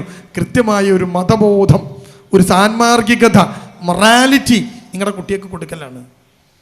ലഹരിക്കെതിരെയുള്ള വലിയ പോരാട്ടത്തിലേക്ക് നിങ്ങളെ ക്ഷണിച്ചുകൊണ്ട് നമ്മുടെ മക്കൾക്ക് ദീനീ വിദ്യാഭ്യാസം കൊടുക്കുന്നിടത്ത്, നമ്മുടെ മക്കളെ ഇതുപോലെയുള്ള പരിപാടിയുടെ മുന്നിൽ നിർത്തുന്നിടത്ത് നിങ്ങൾ വിജയിക്കുമ്പോഴാണ് ലഹരിക്കെതിരെയുള്ള പോരാട്ടത്തിൽ നിങ്ങൾ വിജയിക്കുക എന്ന് ഓർമ്മപ്പെടുത്തിക്കൊണ്ട് എന്നെ ക്ഷണിച്ച ഈ കമ്മിറ്റിക്കും എന്നെ കേട്ട പ്രിയമുള്ള ഈ നാട്ടുകാർക്കും നന്ദിയും കടപ്പാടും അറിയിച്ചുകൊണ്ട് ഞാൻ അവസാനിപ്പിക്കുന്നു. റബ്ബ് ഈ പരിപാടി സംഘടിപ്പിച്ച ആളുകൾക്ക് സ്വർഗം നൽകി അനുഗ്രഹിക്കുമാറാവട്ടെ. ഇതിന് പിറകിൽ പ്രവർത്തിച്ചവരും ഇത് കേട്ടവരും ഇതിൽ പ്രസംഗിച്ചവർക്കുമൊക്കെ റബ്ബ് സുബ്ഹാനഹു വ തആല നാളെ പരലോകത്ത് ജന്നാത്തുൽ ഫിർദൗസിൽ ഇടം നൽകി അനുഗ്രഹിക്കുമാറാവട്ടെ. റബ്ബന ഹബ് മിൻ അസ്വാജിന വദുരിയാതിന ഖുറത അയുനിൻ വജഅൽനാ ലിൽ മുത്തഖീന ഇമാമ വആഖിറു ദഅവാന അൽഹംദുലില്ലാഹി റബ്ബിൽ ആലമീൻ. അസ്സലാമു അലൈക്കും വറഹ്മത്തുള്ളാഹി വബറകാതുഹു.